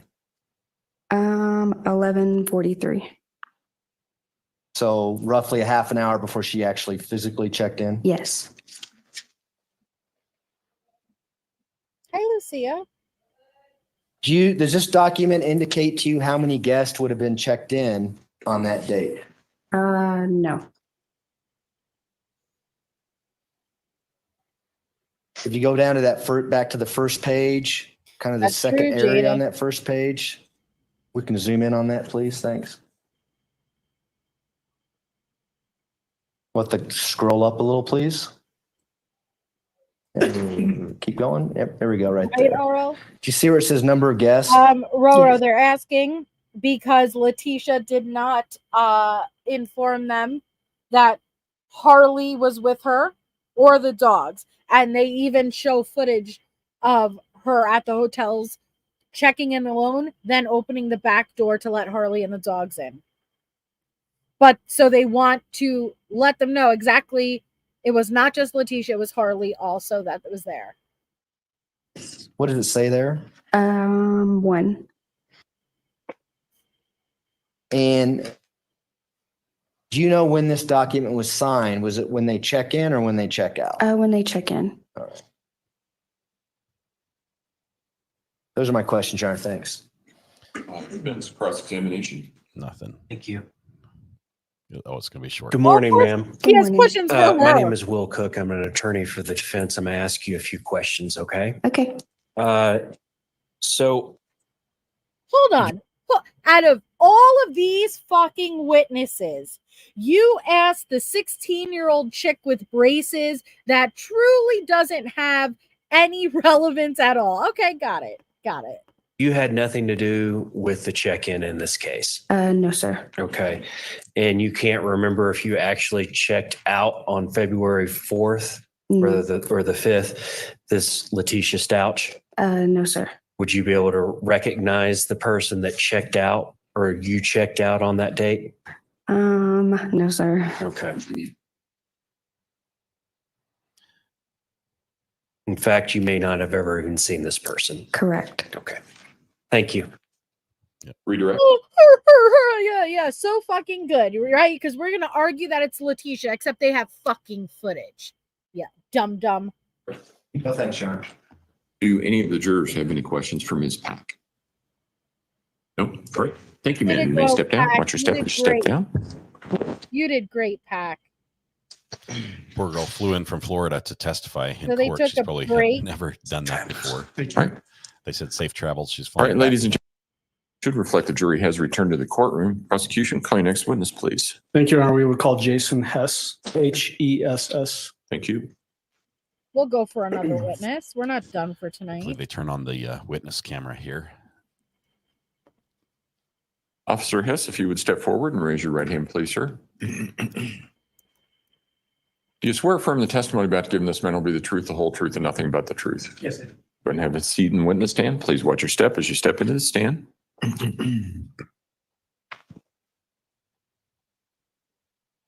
Good morning, sir. Good morning. Will you please introduce yourself to the jury and spell your name for the record? My name is Jason Hess. I'm a lieutenant with the El Paso County Sheriff's Office. Last name Hess. How long have you been with the El Paso County Sheriff's Office? For 26 years. What kind of roles have you served on with the Sheriff's Office? I've been a deputy assigned to detentions, assigned to the patrol division, the SWAT team, a supervisor for the SWAT team, a supervisor on patrol, both sergeant role and a lieutenant. Is she a What was your employment back in January of 2020? I was a sergeant assigned to the patrol division. What are duties associated with a assigned? Is it fairly common to have a lot of contact with members of the community? Yes, it is. Some point, did you get involved in the Gannon Stauch missing child investigation? Yes, I did. What was your role in that investigation? Casey? I was at the office of the sheriff performing some administrative duties and became aware of the call that had occurred the night before and that an 11-year-old Gannon was reported missing that night. And I started making some phone calls to help further that. Excuse me, just so we're understanding when this exactly happened, you referenced the night before. January 28th is when I became aware of it. So you became aware on January 28th? Yes. And the call actually occurred on January 27th? Correct. Of 2020? Correct. Did you have an occasion to call Never. a female at a particular phone number that you understood to be the Definitely, stepmother Steve. of Gannon? Yes, I did. You remember the phone number that you called? I do not remember the phone number. Yeah, okay, we'll come back to that. How did you obtain that phone number? It was from the previous call for service records that we have internally from the call that had occurred. Hey, Gaia. When you called the person, did that person expect you to be calling, or was this just a cold call? It was a cold call. I was just following up on information. Who were you trying to get a hold of? I was trying to get a hold of the parents of Gannon or the person that had called in the original report, Letecia. Did you identify the person that answered the phone? Yes, as best you can over the phone by just asking questions. So what, describe male or female? Female. Did you have subsequent contact with that person face to face? Yes. The voice that you heard on that particular call, did that coincide with a person that you met face to face? Yes, from what I could tell. And so the person that you were talking to on that phone call, who was that person? Letecia. Letecia Stauch? Yes.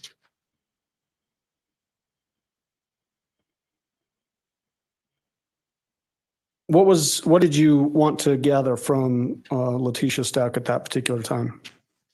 The first thing I wanted to know is had Gannon returned home? And if he had not, had she learned any information or got any other information as to where he might be?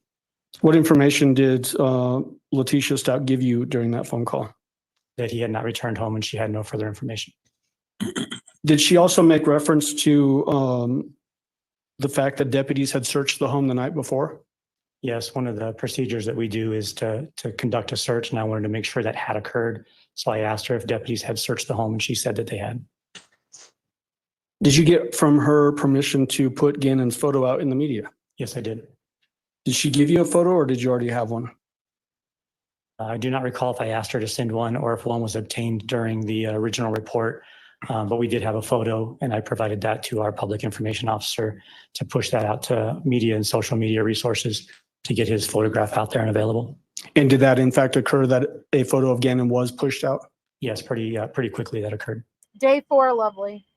Did you do any searches yourself on that January 28th day? Yes, after the photo went out to the media, some tips had come in about people seeing a child walking in certain areas, and I drove to some of those areas and began searching. So let's talk a little bit in bigger picture here. The report was either missing or runaway child, is that right? Yes. Does that sort of guide you in those early stages of a case like that as to what you might be doing? Yes, and then the age of the child is also a major factor. So tell the jury about that, those factors that you would be considering and how that would potentially drive the investigation in those early stages. In this particular case, an 11-year-old child who is unaccounted for during winter months, so cold, and now overnight is at an extreme risk, and they're considered that within our agency. So additional resources are immediately put into place to start that search, which would be different than a 16-year-old who's run away 5 times in the past and has come back a day later. So different styles of approach to those. And as it relates to the information you had, who was it that reported that Gannon was either missing or had run away? His stepmother, Letecia. On that same day of January 28, 2020, did you respond to Starbucks on Mesa Ridge Parkway? Yes, I did. Why did you go to Starbucks? I learned that some of the detectives had come out to meet with Gannon's parents and speak to them. And I went over there to see if there was anything else I could do on efforts with doing searching or canvassing. Did you actually see the parents of Gannon Stauch at that time? Yes, I did. I sat at a table with our 2 detectives and them. The person that you had been on the phone with earlier the morning of January 28th, and now the person that was at Starbucks, was that Letecia Stauch? Yes, it was. Do you see her here in the courtron today? Yes, I do. Will you identify her to the court and to the jury by where she's sitting and what she's wearing? Sitting over on our far right against the wall in a pink shirt. I would ask that the record reflects he's identified the defendant. That's The record square will so over reflect. there. Go ahead. Hey, Alexis. At some point during that contact with the father and the defendant, were you able to look at what was described to you as Gannon's phone? Yes, I did. Why did you do that? trying to determine if he had searched anywhere on like a Google Maps feature where there would be a history that might direct me on somewhere to go. Would that be something that you would typically look for if you were looking for a missing child or a runaway child? Sometimes you don't know where to look, so you look at all available information, and that is one thing that you would look for is did they search somewhere to go or enter a friend's address or something like that that maybe they hadn't walked to before to give them a route or something. And not necessarily asking you for the address that you found in there, but did you learn of an address and then that ran to ground, meaning it was not really associated with the missing person here? Correct. Did the defendant herself at some point show you a picture of somebody that had been reported that looked like Gannon or that she thought was Gannon? Yes, there had been some Facebook groups that were active in attempts to help locate Gannon, and she had been forwarded a photograph from one of those groups. Did you do anything with that information? Okay, pause. What they're talking about here, I told you she was all up in those Facebook groups, and then she would take the nice community of Lorson Ranch she was trying to genuinely help and sending potential sightings. She was taking those potential sightings and running with it and referring to them as if they were confirmed actual sightings of Gannon. That's what he's referring to. We took that photograph and attempted to identify if it was in fact Gannon or not. And we were subsequently able to determine that it was not Gannon and that somebody else identified it as their child based on clothing and items they were carrying. Did you become familiar with Gannon's neighborhood, so Lorson Ranch area, during this part of the investigation? Yes, I did. Did you canvass that neighborhood? Yes, I did. What does that mean to canvass a neighborhood? There's many parts of it. The typical part that you would assume is police officers knocking on your door, asking questions, asking if you have surveillance cameras that are showing the roadway or sidewalks, driving through areas where kids might play, under bridges, construction sites, things like that. Did you do those things? Yes, I did. Did that lead to any clues I don't know, that you were readily able to find to locate Gannon? No, it did not. In the afternoon time, did you actually go to Gannon's home at 6627 Mandan Drive? Yes, I did. Why did you go there? I wanted to clarify the timeline because I had not been part of the initial part of the investigation on when he would have left the house. So as I knocked on doors at different neighbors, I had a timeline to ask to look at their security camera feeds. See, this is interesting to hear, like, officers testify about how I wasn't here. You know, I didn't find out till the next day. I just went to ask for more clarifying questions. Yet Letecia at this point was full on freaked out, blowing Al up, saying that we need a lawyer. They shouldn't be asking us as many questions. Meanwhile, they were just doing their job. And this guy only went because he wasn't there originally the day before. And he was genuinely trying to help. Did you have any contact with people at that residence? Yes, I did. Who was there? There were several people that were unidentified to me. I think friends and family members, Letecia and Eugene. So the defendant and Gannon's father? Yes, and their daughter. Did you try to verify a time from the defendant that would be of note for the investigation? Yes. What did she tell you? It was between 3:15 and 4-ish approximately when he would have left the house. Did she describe in that statement to you what she was doing when she reports that Gannon left the house? Between her and her daughter during the conversation, it came up that a candle had been knocked over and there was a burn mark on the carpet, and she had been taking care of that when Gannon left. Trying to fix that burn area? Yes. Did she describe in any detail anything about that candle or burn incident to you? Not specifically, no. Okay. Did you ask the defendant what friend's house Gannon may have been heading towards? Yes, I did. What did she tell you? She didn't know.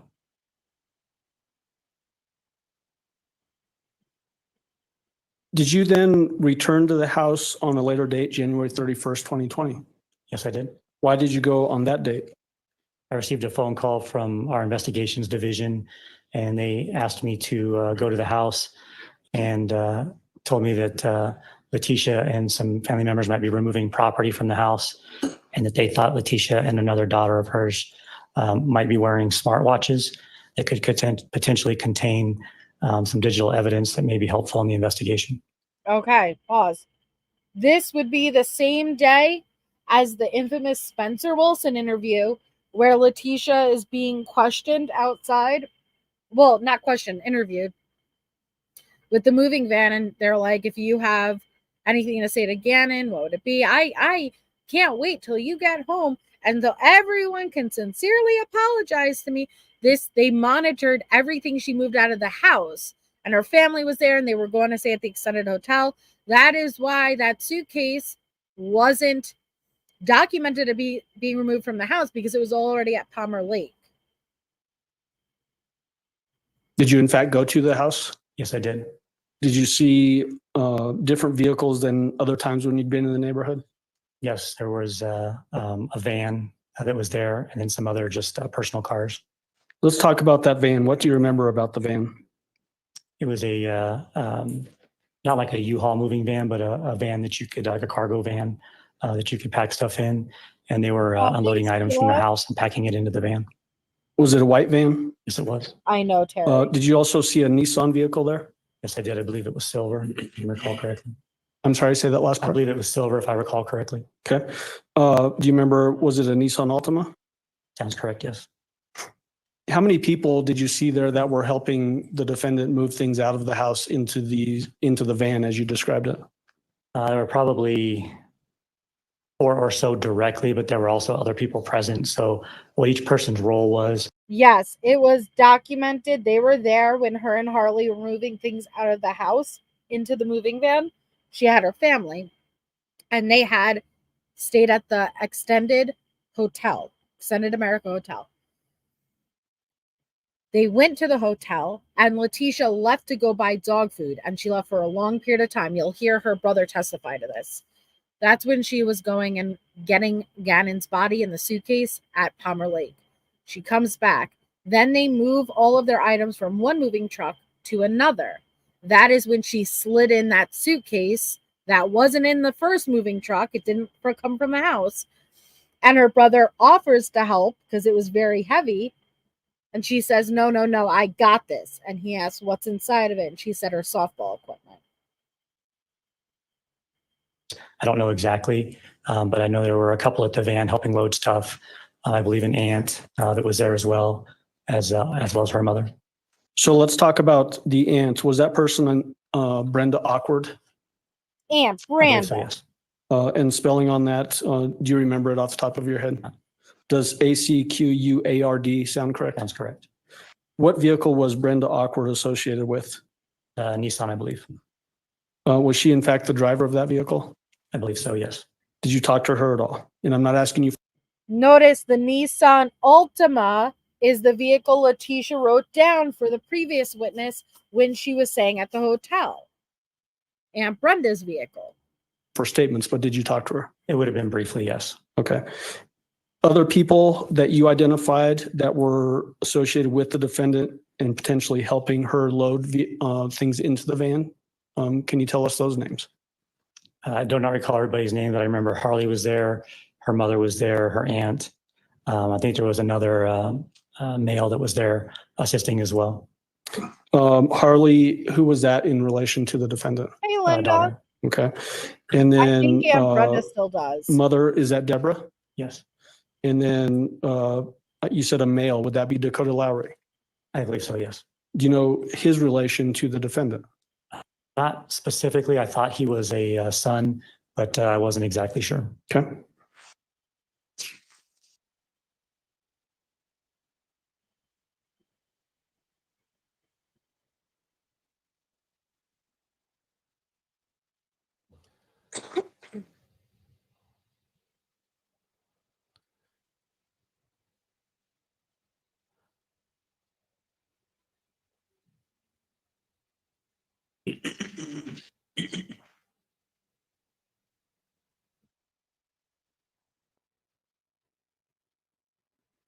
Lieutenant, when I was asking you earlier if you remember the number of the person that you called on the morning of January 28th. You said you didn't remember, but if you looked at your report, you might be able to remember. Yes, I documented that in my report. I've got your report here. Would showing you that refresh your memory on that point? Yes, it would. Ask for permission to approach the witness for refreshing his memory. You may go ahead.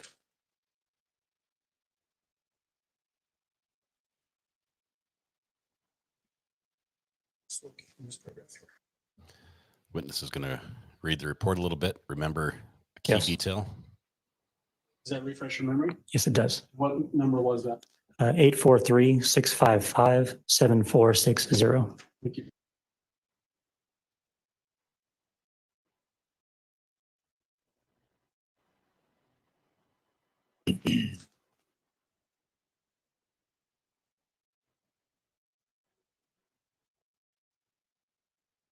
I want to get into more detail about the statement that you got from the defendant when you went to the house after that phone call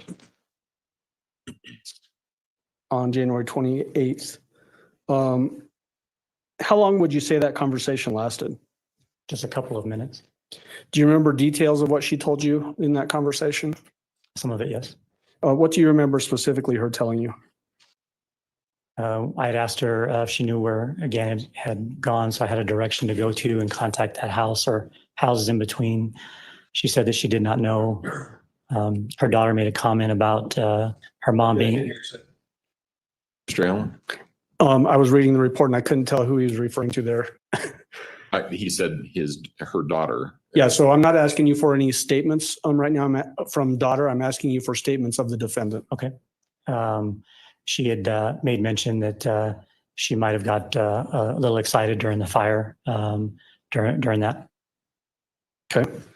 Did she describe specifically what she did in relation to that fire? I recall her saying she tried to put it out with a blanket, and originally the blanket caused it to get slightly bigger, and then she was able to put it out. So basically, was she describing that she was trying to smother the fire? Yes.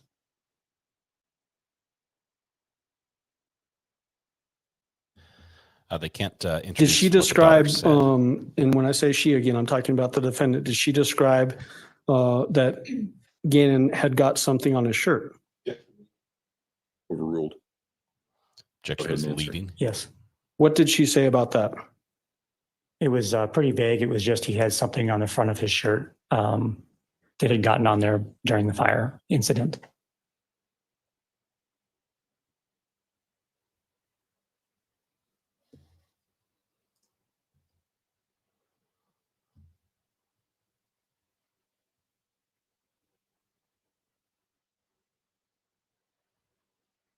Okay, can I have just a moment here?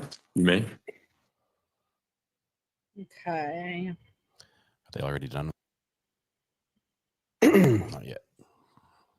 Was there a younger daughter there as well? Yes. Did you ever get that daughter's name? I did not. Would you say rough age? Approximately 8. Did she at some point point to you direction of which direction Gannon may have walked to? Yes, she did. Oh. And which direction was she generally pointing? She pointed east from the house, referring to a friend of Gannon's that lived a few houses down. Okay. Now I want to get into some other information as it relates to. Lena was the only one, who even pointed to try to help lead this officer in the direction of where one of Gannon's friends lived. Your experience and then what you learned in this case. Have you responded out to other calls where a kid in this rough age range is missing or had run away? Yes, I have. How many types of those calls have you gone out to, would you say? It'd be hard to put a number on it, but over my career, a lot, probably in excess of 30 runaway or missing persons style calls. When you go out to those types of calls, have you had opportunities to observe people's emotional reactions to that sort of an event? Yes, I have. Is it fair to say that the emotional reactions can vary? Yes, it is. Based on your contact with this defendant in this case, did her reactions and the way that she was interacting with you, was it consistent with other times that you've gone out on these types of calls or different?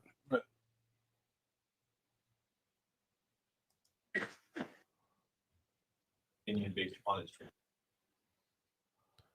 Overruled. I don't think Mr. Allen is asking for an expert opinion. I think he's asking for an opinion based on his prior encounters with other individuals. So it goes to weight, not admissibility. Overruled. You can go ahead and answer. In similar situations where a child as young as Gannon, 11 years old, is missing or has run away for the first time, there's usually a little more emotional reaction, especially when it has now been overnight and a second day. The emotions are usually more visible and present. It's not always the case, but most of the time it is when a parent's child is gone missing and they have no idea where they are now for a period of 2 days. During your law enforcement career, have you dealt with people that, excuse me, that are dealing with severe mental health disorders or diseases? Yes, I have. Can you approximate, or is it too many to even put a number on? It would be difficult to put a number on that. Was the defendant in your contact with her on January 28th and on January 31st, did she appear to be suffering from any severe mental health disorder or disease? Make the same objection if he's relying on software.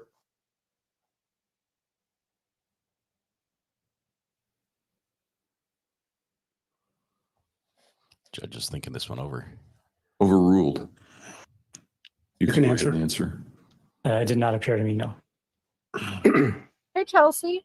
Did she, when you were talking with her, asking her questions, would her answers logically follow the questions? Yes. Did she appear to understand, I guess, what you were asking about? Yes. Was she able to give you specific answers to those questions? Yes, she was. Thank you. So they are objecting to things that might talk about her sanity. Sorry. All right. Cross-examination. In your experience, how long have you been in law Chelsea. enforcement? 26 years. Thank you for In being your 26 years, how many people have you dealt with? That Okay, suffer- well, hold on. We're going on cross now, and we got Talini up. All right. enforcement? 26 years. In your 26 years, how many people have you dealt with that suffer from dissociative identity disorder? I wouldn't be able to tell you. I don't know exactly what disorder people may have be suffering from. Do you know if you've ever dealt with anybody who suffered from dissociative identity disorder? I would believe I've probably come in contact with them. Yes. How many? I don't know. No further questions. Oh, okay. Redirect. Did the defendant, based on what you just testified to, did she appear to be suffering from dissociative identity disorder? No. Thank you. Do any of the jurors have any questions for Lieutenant Hess? No? All right. Thank you, sir. You may step down. Prosecution, call your next witness, please. I'm going to see who the next witness is. But after this witness, if I'm not mistaken, why does that look tall, slim, like Grusing? No, it can't be Grusing. It can't be Grusing yet. All right, let's see who the next witness is. Next. You guys hanging in there? You good if I go for one more witness? Oh, thank you, Chelsea. That's so sweet. He called the police to calm. Police did. Let's see. Yeah, it's. I was not calm either. Okay. Start out there first. Raise your right hand. You swear affirm the testimony about to give in this matter will be the truth, the whole truth, and nothing but the truth. Go ahead and have a seat in the witness stand. Please watch your step as you step into the Going to stand. this.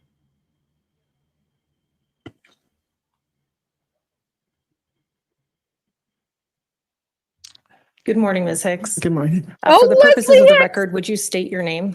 Leslie Hicks.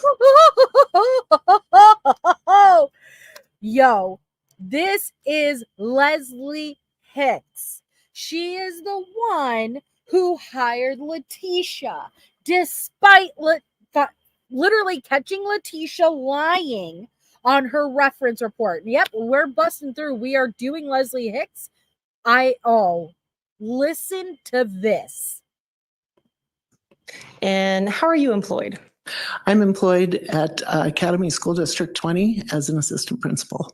And about how long have you been employed at that school? At the school, I'm currently at Timberview Middle School, but I was at Mountain Ridge Middle School for almost 25 years. I was there from 1997 with the exception of 2 years. And in January of 2020, what school were you at? I was at Mountain Ridge Middle School. And as an assistant principal? Correct. How long have you generally been in that type of role? At that time, I had been in that role for 3 years. And prior to that, what sort of role had you had in education in that kind of context? I was a teacher in several subject areas at 3 different grade levels. I also served as an intervention coordinator at Mountain Ridge prior to the assistant principal role. And well, no offense, Leslie, and I understand that it was like on a base, and so maybe you didn't have a lot of people to hire, but there is no reason with Letecia's background and being caught lying the way Letecia did that she ever should have been hired. I know, I'm sorry. I was at Rampart High School for 2 years as an interventionist, but for about 17 years, I was a teacher. Okay. And in terms of the course of your role as an assistant principal over the Not years, that much how many interviews have you been a part of? Hundreds. I've interviewed probably hundreds of people, both in the role as a teacher and as an assistant principal and interventionist, probably over the span of 20 plus years, definitely hundreds of interviews. And why is that interview process so important for the nature of the work? Okay, because we're trying to find the best person to educate our children, and it's very important that we put the best people in front of our kids. Okay. As a part of the open applications for the school that you were at in January 2020, was there an applicant by the name of Letecia Stauch? Yes, it was. And for what position did Letecia Stauch apply for? She applied for a resource teacher, which is a teacher for students that have IEPs or a special education. And as part of that interview process, did you meet in person with someone by the name of Letecia Stauch? Yes. And do you see that same person here today in court? Yes, I do. Can you identify them where they are seated in the courtroom? Yes, over here. Okay, and that is your right side? That is my right side, in the purple shirt. In the purple shirt. Your Honor, may the record reflect that Ms. Hicks has identified the defendant? The record will so reflect. Go ahead. Okay. Now, Ms. Hicks, you explained that it's a resource teacher position. What are the roles and responsibilities of that position? Okay, the role of the teacher in that position is to serve as a case manager for our students with learning disabilities, and that person would teach some classes to help meet the needs of those kids. And in our school, that person also worked as a co-teacher in classes with the general ed teacher and would work in partnership with that person. And for that particular position, as it relates to working with this particular set of children, would that person also be responsible for making sure that students follow rules? Yeah, I think every teacher at school is responsible for classroom management, and that's part of the role of a teacher, is making sure that kids are performing the way they need to perform, both behaviorally and academically. And as part of the onboarding process for employees, are they also given particular guidance about how to report violations from students, that sort of thing? Yeah, within the school, yes. And that would be something as far as, how we manage that in our own buildings. Okay.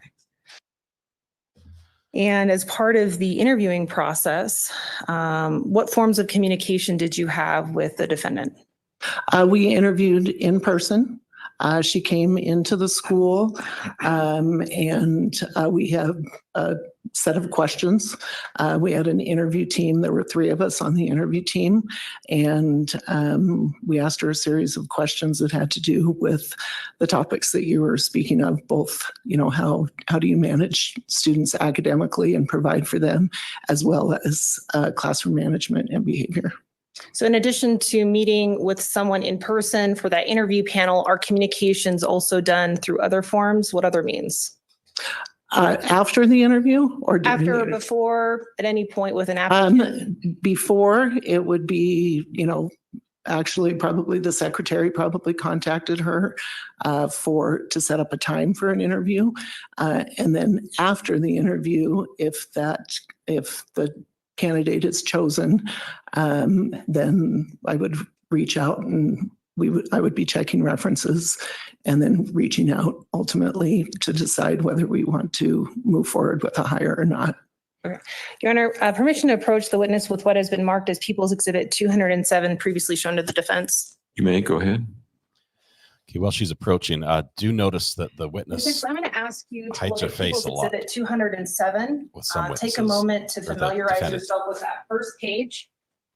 She's covering the camera with the paper. And I'll ask you to look through the messages that follow and familiarize yourself with those. Oh yeah, wait till we get to the references. I did leave my glasses in my purse. Could I get those? I Yes. apologize. If that would help you. Thank you. Sorry, Mrs. And Ms. Hicks, I'll made actually cookies. stop you there on that first, that first page of messages. Do you recognize the telephone numbers that appear on that page? Yes, I do. Which one is your telephone number? Do My you recognize- number is 719-400. I'm going to mute her number. I don't want that put out over the live stream, at least on Yes. my front. The lady to your right is taking down everything we say as we say it. So it's important to remember, let the attorney finish the question all the way before you give an answer, and she'll let you finish your answer. It's common in ordinary conversations that we talk over each other, but it makes the court reporter's job really, really hard if you do that in the courtroom. Okay? Right, I'm Okay, correct? thank you. You bet. So you recognize a telephone number that's associated that you use. Is that correct? Correct. All right. And not to read from it, but do you recognize the other telephone number? Yes. Okay. And how generally do you recognize that telephone number? It's been a while since I've looked at this, but I remember the area code, and the number does look familiar to me. Okay. And what number did you use? Who did you use that number to communicate with? Ms. Stauch. Okay. I'll ask you to look through the remainder of the messages to familiarize yourself with them. Okay. Sworn different color woman that she would have texted. I think that's what we're getting to. For a lot of text. And you'll have an opportunity to read them. Okay. But I just generally, as you flip through the pages, if you can make sure that they represent a text message exchange that you're familiar with. Okay. Okay. And are they? Yes. And are they a fair and accurate depiction of the message exchange you had between yourself and the phone number that you know to be associated with Letecia Stauch? Yes. All right, Your Honor, this time we would move for the admission of People's Exhibit 207. No defense. Exhibit 207 will be admitted. Go ahead. Okay. And Your Honor, permission to publish. You may. Okay, so they're publishing the text messages right now. Ms. Hicks, messages are going to be displayed behind you. Okay. If it's easy for you to stand next to that, you can do that. We may still have a pointer there. You're probably familiar with using a pointer as a teacher. So if you want to use that. Okay. Great. No. Your Honor, if you would turn on the. It is on. Oh. There we go.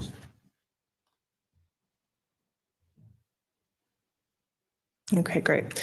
Now, Ms. Hicks, you've explained that your telephone number. We see this first message displayed here on the screen. Who's sending that message? I am. Okay, and what does it say? Can you read it for us? Hi, Tisha. This is Leslie Hicks at Mountain Ridge Middle School. I left you a phone message yesterday, and I'm wondering if you received it. Would it be possible for you to call me today at this number or to email me? I'd like to talk to you about the resource teacher position. Thank you. All right. Even that message alone, let it sink in. She messaged saying, "Hi, Letecia. This is Leslie Hicks. I reached out and called and left a voice message yesterday. So I'm just reaching out again. I wanted to talk to you." So that means that Leslie called the day before and Letecia still hasn't reached back out to her. That is how unmotivated she was to actually fucking go to work. Everybody knows after you go on an interview, you wait by, and you're on like standby for that call. And an entire day passed and she has to reach out to you again. And just to make sure that your voice is projecting to all of our jurors, is it possible for you to stand on the other side of the screen? All right. And what date was that message sent by you? January 16th, 2020. Okay, and we'll move on to the next message. And again, the January- telephone number that you see in the January 16th. Please realize the timeline. Gannon was murdered the 27th. January 16th. Leslie's reaching out to her saying, I wanted to talk to you about the position. All right. this message, you're familiar with that number? Okay. And so we see a maybe Nicole. Does that mean anything to you? Okay. What is the response that you receive after you send? Maybe Nicole. Remember, we finally figured this out. Because the iPhone picks up how you identify yourself. And it'll tell you maybe X, Y, and Z. Well, Letecia was using the phone to spoof others' numbers, like Nicole, the private investigator. Send your first message. I have iMessages. I will email you. Okay. And what date was that sent? 1/16/2020. Okay, great. And we'll move onwards. Brett S., I see you there. I see you. What's your response? Great, thank you. Okay. The following day, you send another response. What did you send on January 17th? Hi, Tisha. This is Leslie Hicks at Mountain Ridge again. I sent you an email yesterday. Wow. Is it possible for you to get back to me today? Thank you. Okay. You want to know what's cringe? Fucking making these comments over and over and over again. Bodine, if you want to watch this without commentary, you know what you have to do? Probably put about a half ounce of effort in. Type that in to your search bar. Letecia Stauch, trial, day 4. Boop! And endless options will pop up for you. Isn't that amazing? Isn't that fabulous? So go on over and watch it without commentary. Thank you. Or create your own fucking channel and do it however the fuck you would like to do it. Have a great day. And did you get a response? I emailed you back. Okay. And was that sent to you the same day? Correct. And so, Ms. Hicks, as part of this process, at this point, January 17th-ish, where is the defendant in the application or hiring process at this point? At this point, she has completed her interview and I'm in the process of checking references. Okay. And if you want, you can take a seat now. We'll come back to more of the messages.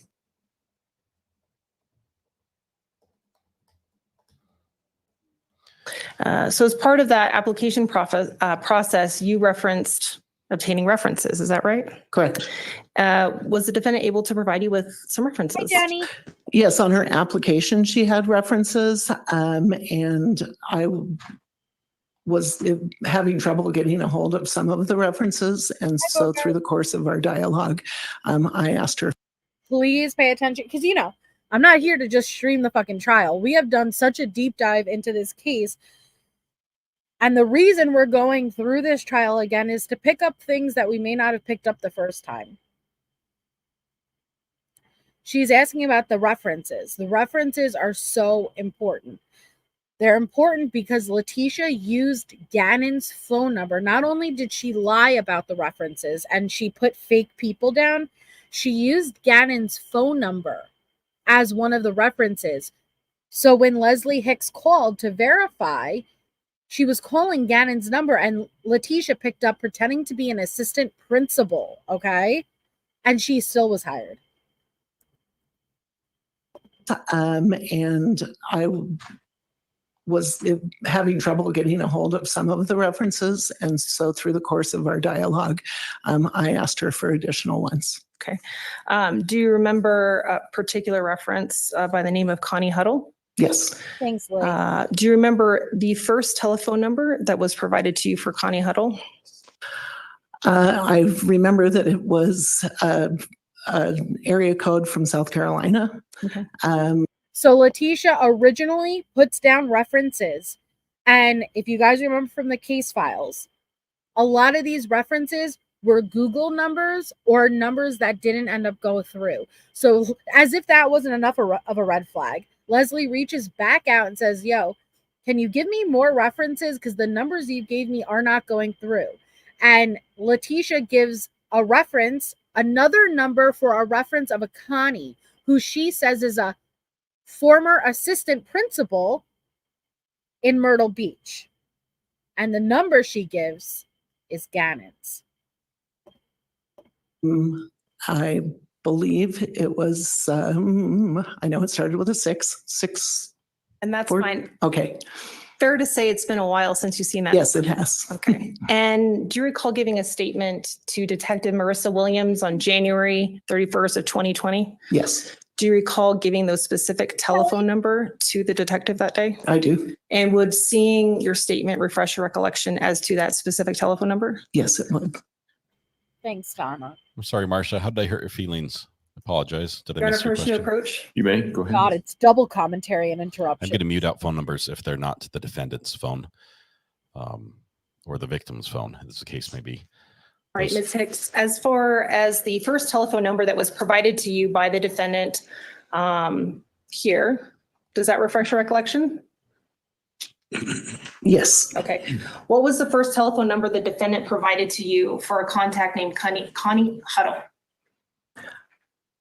It was 843.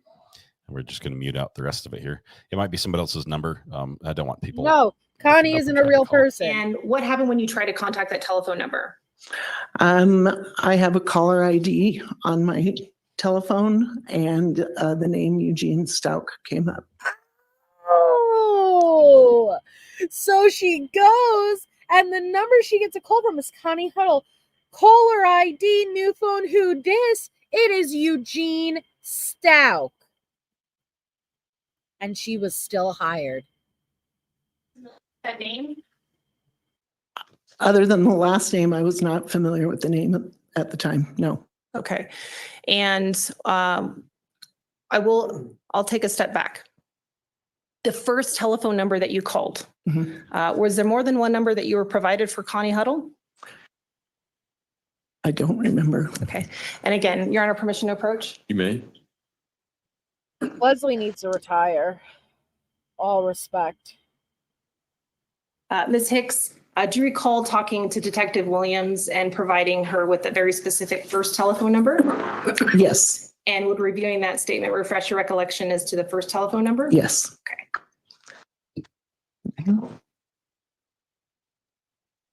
Okay. Okay. Does that refresh your recollection? Yes. What was the first telephone number that you called? 843.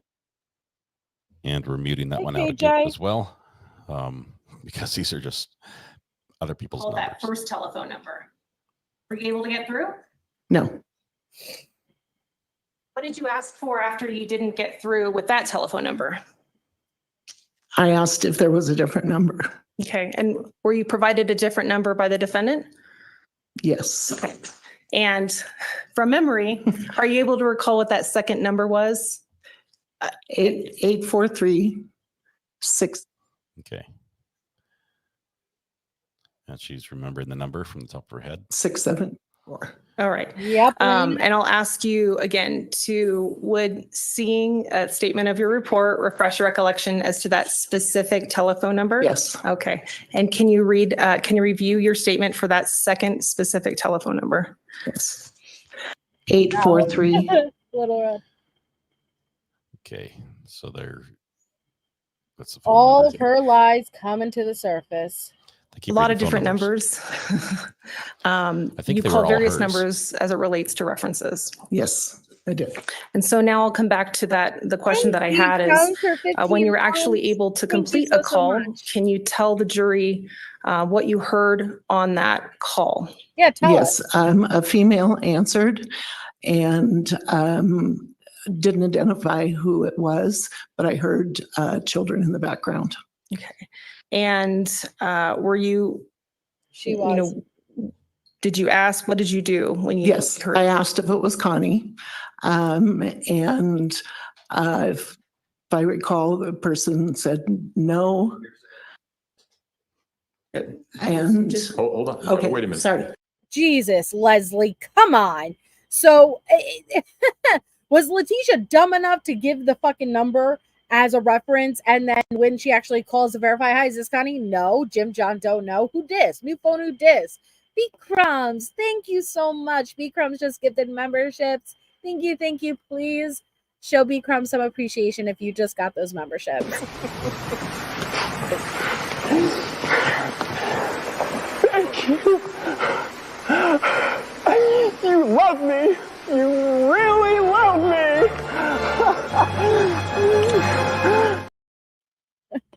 We only have like 29 more months. 29 more years and 3 more months to go. Little Red, thank you so much. Getting closer to my gold watch for years of service to MJ and my friends in chat. We love and appreciate you. Thank you so much, B Crumbs. So kind. We got our members only live tomorrow also. So shout out. Thank you so much. So Leslie's just tripping over her own words right now. Oh. And Hold on. okay, Wait a minute. sorry. That's okay. Yep. Ms. Gratiano? Yes, Your Honor.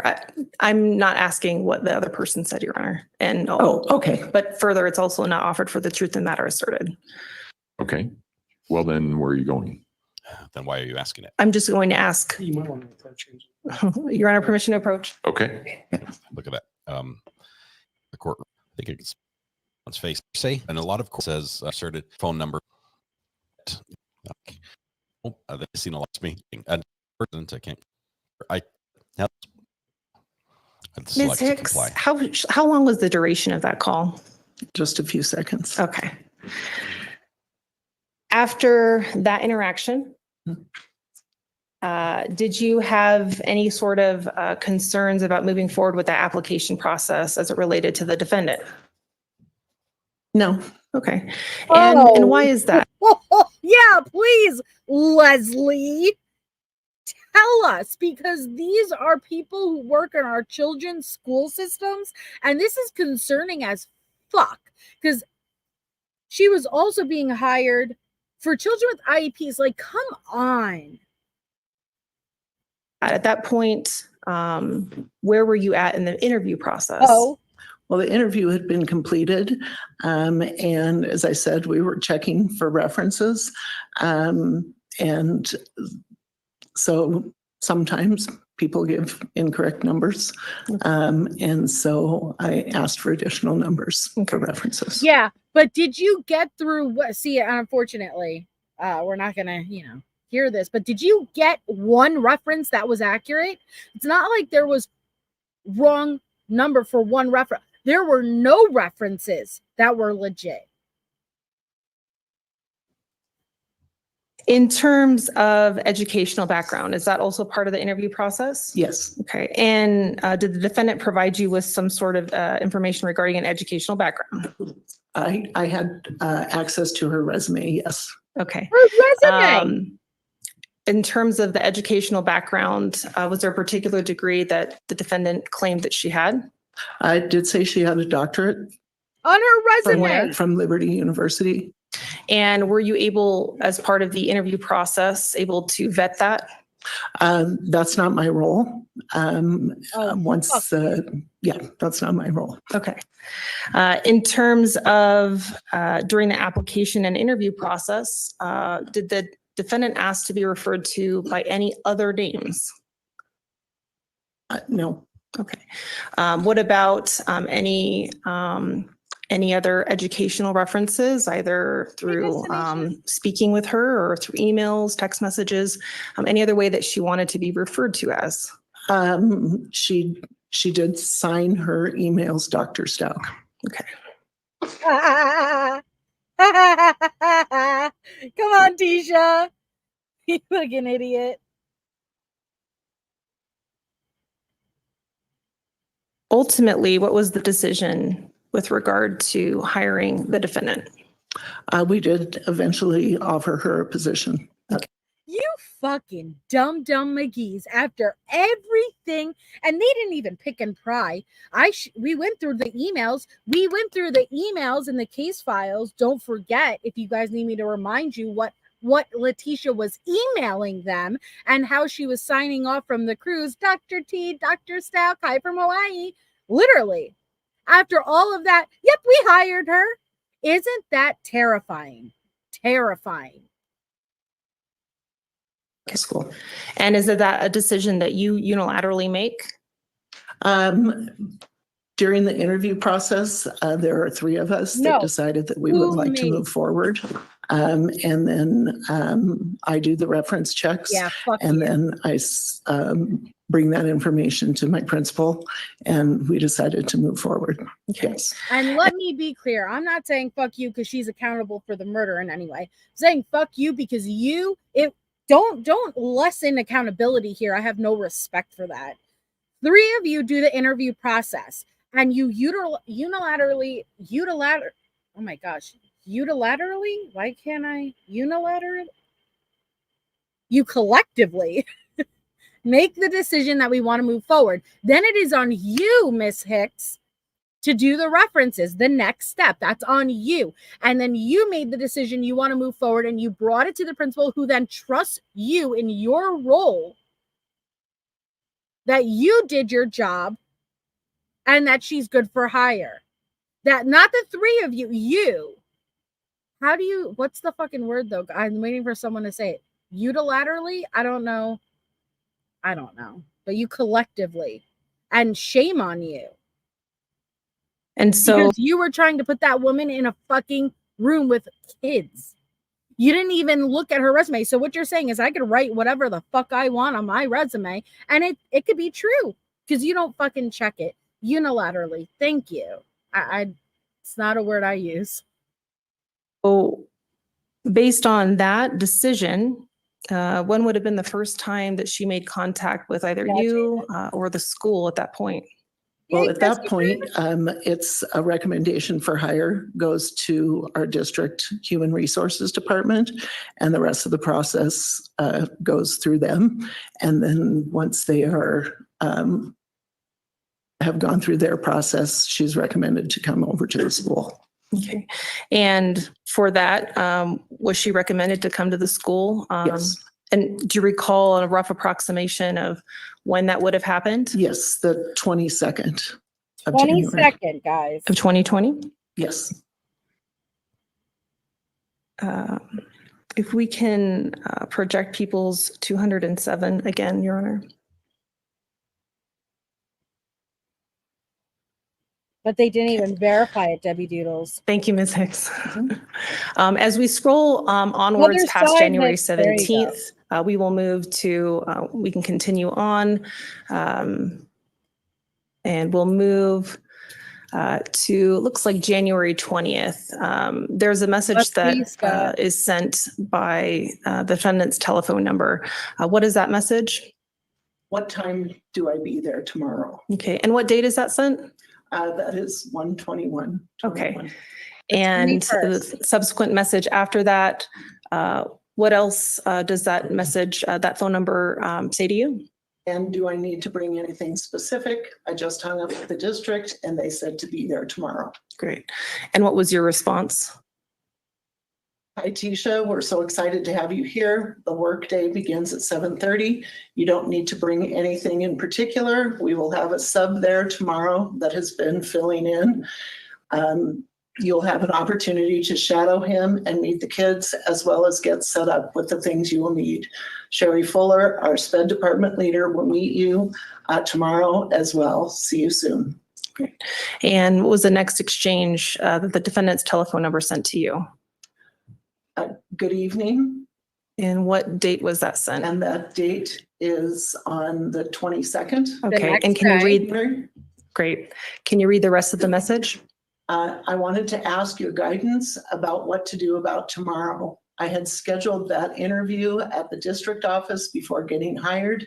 I understand they probably have someone interest or someone in mind, but I don't want to burn any bridges and would like to at least let them know my interest in eventually moving up later, or even if it's a year or so. So wait, hold on, pause.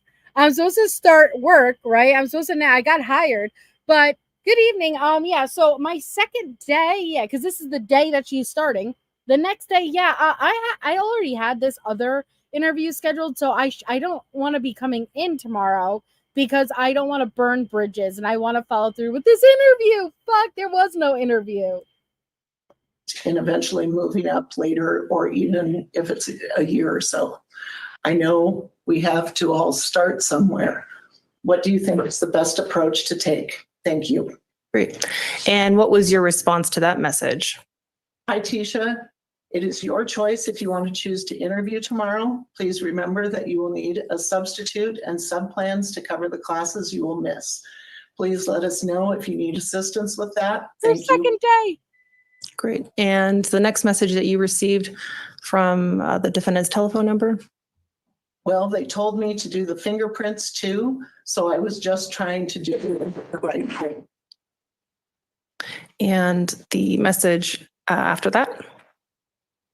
Okay, I will just try to do the right thing by everyone. I didn't want to stand anyone up and wanted to be loyal to our school too.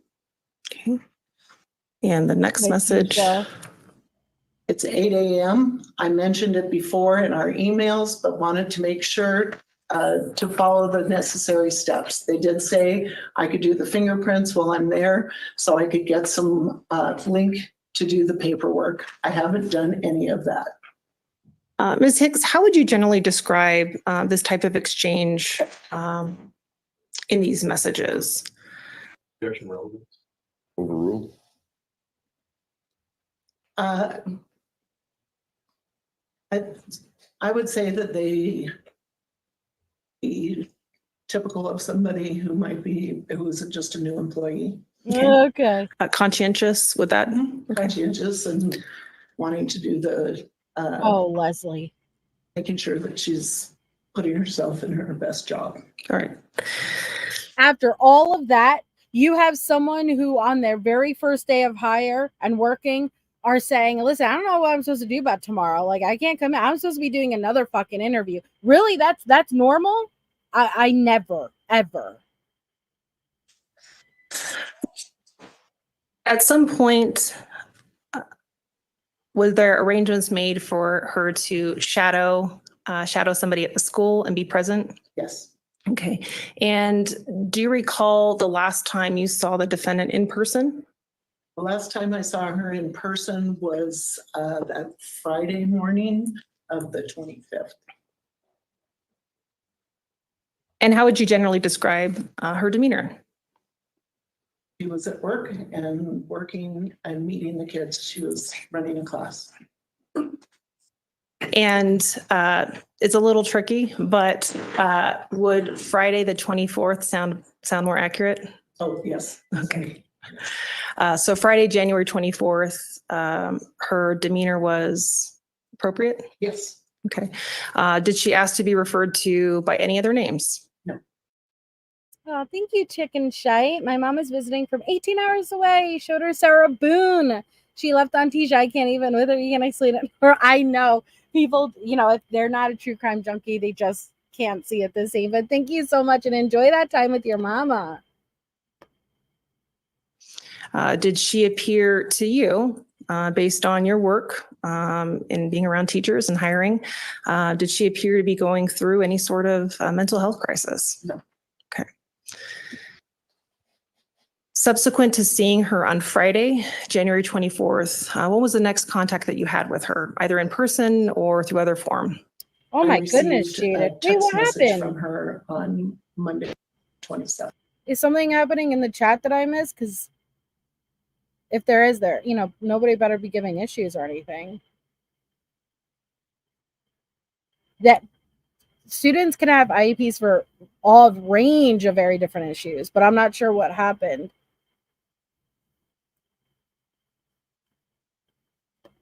I received a text message from her on Monday, 27th.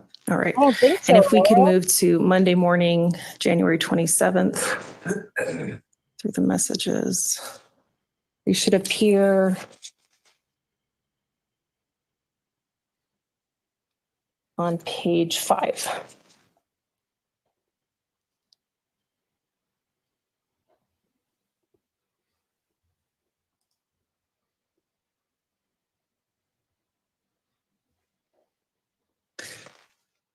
What time was the message from the defendant's phone sent to your phone on January 27th of 2020? 3 a.m. Okay. Did you read it at 3 a.m.? I said these children, but lady failed to fire our before just said, what do you mean by those children? Typical YouTube. I must have missed it, Jaded, but nobody give Jaded an issue.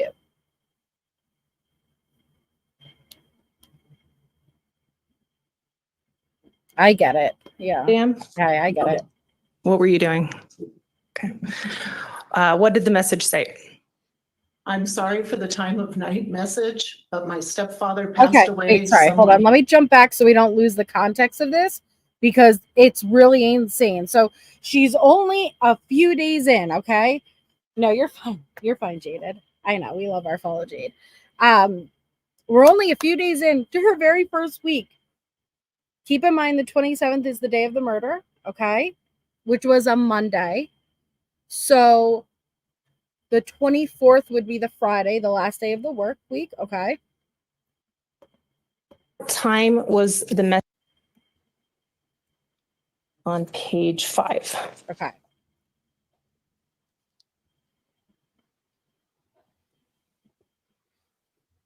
She wasn't even really there, Amaze. Hey, Jacques? I'm sorry if I mispronounced it. What time was the message from the defendant's phone sent to your phone on January 27th of 2020? On January 27th, then Leslie gets a message. Yeah, Maria has arrived. I know, right? You're not just looking pretty, MK. On the 27th, which is early Monday morning hours before the murder, Leslie gets a message in the middle of the night from her new employee, Tisha. What time was the message from the defendant's phone sent to your phone on January 27th of 2020? 3 a.m. Okay. Did you read it at 3 a.m.? 3 a.m. What were you doing? Okay. What did the message say? I'm sorry for the time of night message, but my stepfather passed away. Someone hit him with a car while he was walking. I can update you at a later time. All right. Subsequent message that your phone received. What was that message? The message? Was it the same? Was it different? The same message. Okay. What time was that message? It is 4:37 a.m. Okay. So it's exactly the same as the message that was sent at 3 a.m. from the defendant's phone? At some point that morning, did you wake up? Yes. She not only sent that message at 3 a.m., but because Leslie Hicks doesn't respond in a reasonable time, Letecia sends it again. Again. The same identical message. 37 a.m. 3:37. So it's exactly the same as the message that was sent at 3 a.m. from the defendant's phone? At some point that morning, did you wake up? Yes. Okay. Like a busy assistant principal, were you then able to look at all your messages? Yes. Okay. When you had an opportunity to read this message, what was your response? I responded saying, oh my goodness, Letecia, I'm so sorry. Okay. And we'll move onwards. What else did you say? And then shall we try to find a sub for you today? Okay. And about what time is this based on the timestamps we see here? 5:50 a.m. Okay. Subsequent response by the defendant's telephone number. We'll move up. What was that response? 2 question marks. It's apparent all my family lives in the East Coast. I'm trying to find a way to get there. And what time was that sent? I was sent at 7:21. Okay. What was your response to that message? Okay, I'm just trying to understand your plans so that we can find coverage. Am I understanding that you will not be in today? And what time was that sent? 7:32. And the response from the defendant's phone. Yes, it's my parent. I can't believe that would not be an assumption in a time like this. Wow. Okay. Do you hear? So she texts Leslie Hicks 3 a.m. Oh my God, my stepfather was just hit and killed by a car. Her stepfather's dead. 3:37. Oh my God, my father was just hit and killed by a car. Oh my God, I'm so sorry, Tisha. Do I understand it right that you won't be coming in?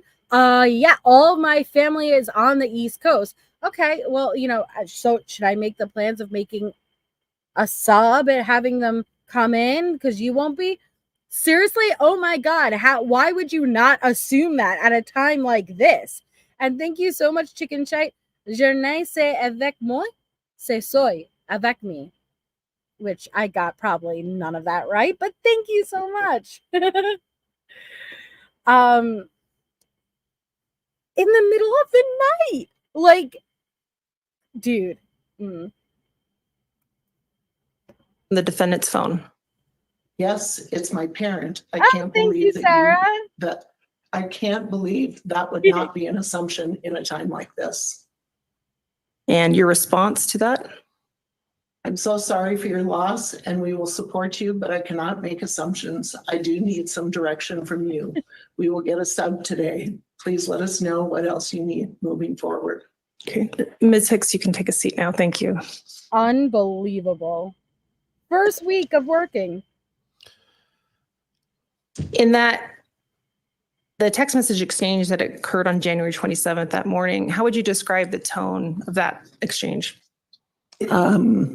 Angry. Okay. In terms of candidates and now a hired candidate contacting you, was your phone number provided for this type of emergency? Could you repeat the question? When there is an emergency, as far as whether or not somebody can be at work, what's the procedure? What is that person supposed to do? Typically, they might contact their supervisor and let them know what's happening. We do have a system to get a substitute, but she wouldn't have gone through that training as yet. And so instead of going through that process because she hadn't received that training, what other avenue would she have had to inform you of an emergency? To contact me as their supervisor through either phone or email. Okay. Had you had any other contact with the defendant after that last exchange we saw in Eagles 207? No, that was it.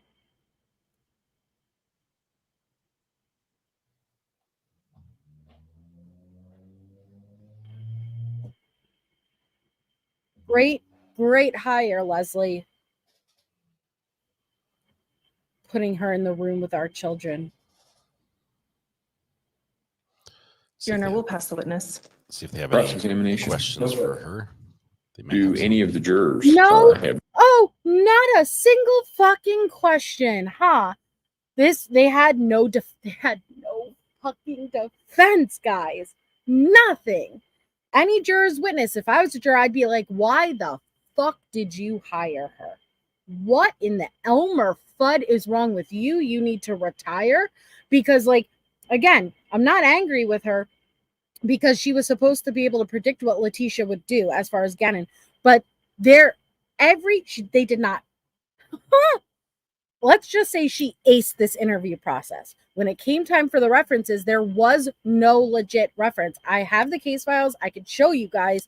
All of them were Google numbers or numbers that did not go through. So then you had to reach out for her for a second reference, which then came up Eugene Stauch on your caller ID. And when she answered, they said, no, this is not Connie. And you heard the kids in the background.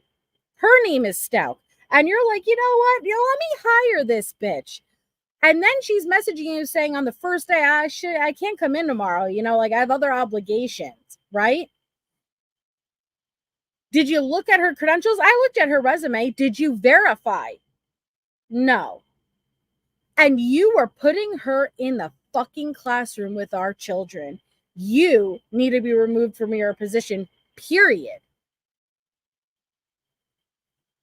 questions for Ms. Hicks? No. All right. Thank you, ma'am. You may Thank step you. down. Fucking This is going to be a legend. shorter trial. It's got to be short.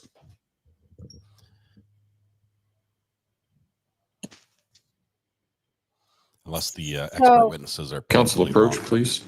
I see another witness, but I don't know if he's just really short or they stop it for lunch. But I'll just play it until it stops. And we may have to break it up and wait till tomorrow, but I'll just play it till it stops. For this view. Things that Call your next witness, please. All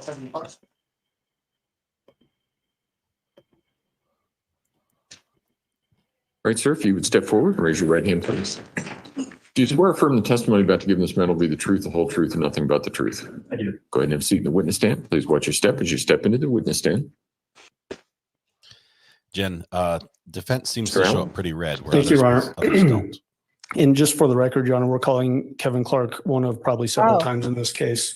Kevin Clark, Mr. Clark, could you please introduce yourself to the jury and spell your name for the record? He's got a pin. He's law Good morning. enforcement. My name is Kevin Clark, KevinClark. And Mr. Clark, where do you work? I'm the Director of Crime Strategies and Intelligence for the 4th Judicial District Attorney's Office. What kind of education and training do you have that allows you to do the work that you do?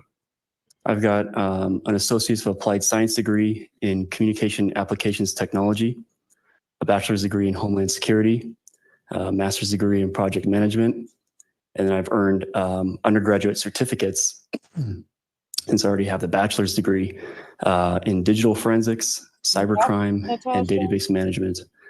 I've also received training by law enforcement agencies in cell phone tower and mapping data, fundamentals of crime intelligence analysis training, level 1 and level 2 of a program called Geotime for FBI. For Gannon Stauch, missing Gannon Stauch. How did you become involved in that investigation? At the time, I was a senior criminal intelligence analyst for the Colorado Springs Police Department, assigned to their Metro Vice Narcotics and Intelligence Division. And in that capacity, I work with all the law enforcement agencies in the local area. We were aware of a missing child. And then I was asked on Saturday, February 1st, by my commander, if I'd be willing to go TDY to assist as lead analyst in this investigation for the next 30 to 60 days. Not everybody necessarily knows what TDY means. Temporary duty. So instead of working at my normal office with the Colorado Springs Police Department, I worked primarily out of the command post. And then as a result of your involvement in this investigation, do you know whether multiple search warrants were obtained for phone numbers? They were. What would you typically get when you issue a search warrant to a cell phone provider? To a cell phone provider, so AT&T, Verizon, T-Mobile, and then Sprint at the time, you would get something back called call detail records. The call detail records is just a business record full of dates and times with phone numbers that communicate with each other. So the outgoing call from the target phone number or the incoming call to the target phone number, what that phone number is, how long the duration of the call was, if the call was connected. Text messages, same thing. At this date, on this time, phone number 1 sent a text message, phone number 2, or on the receiving end of that, data sessions, and usually some sort of subscriber information, who pays the bill for that phone. So do you submit a phone number to the cell phone provider to get that information? You do. Okay. So we just heard Ms. Hicks testifying about the defendant giving a reference for a person called Connie Huddle and listed the phone number 843-504-6724. Money? I did.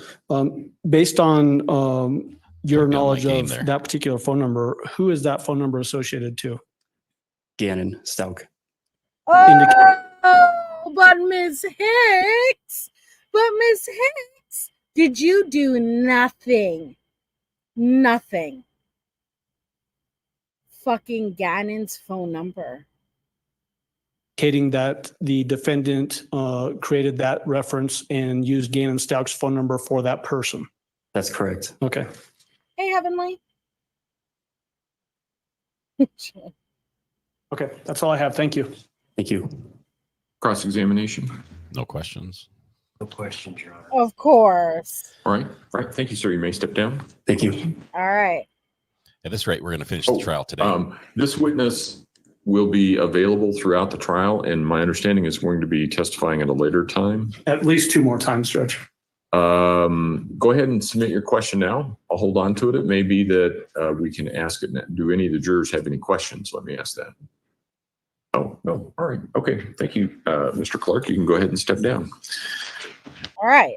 So this is where they break and take a lunch. So we will watch the second half tomorrow. Tomorrow is going to be members only Monday.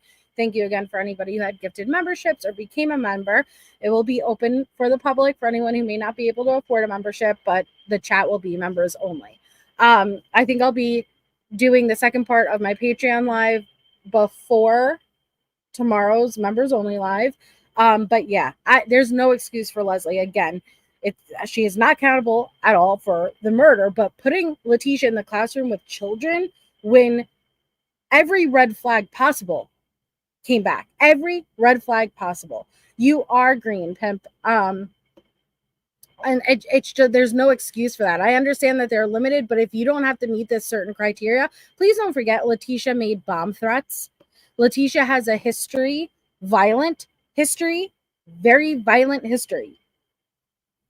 It's unreal.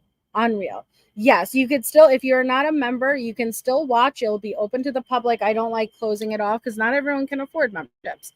But to actively chat on Members Only Monday, you have to be a member. So I will be live on Patreon, and I will be live for Members Only Monday tomorrow about 7:30, same time. And we'll watch the second half of Day 4 trial. So thank you all so much for being here. I hope you all have a wonderful rest of your night. I'm not sure if anybody else is live, so I don't know where to send you, but just keep an eye out. Have a wonderful rest of your night, and I will talk to you all soon.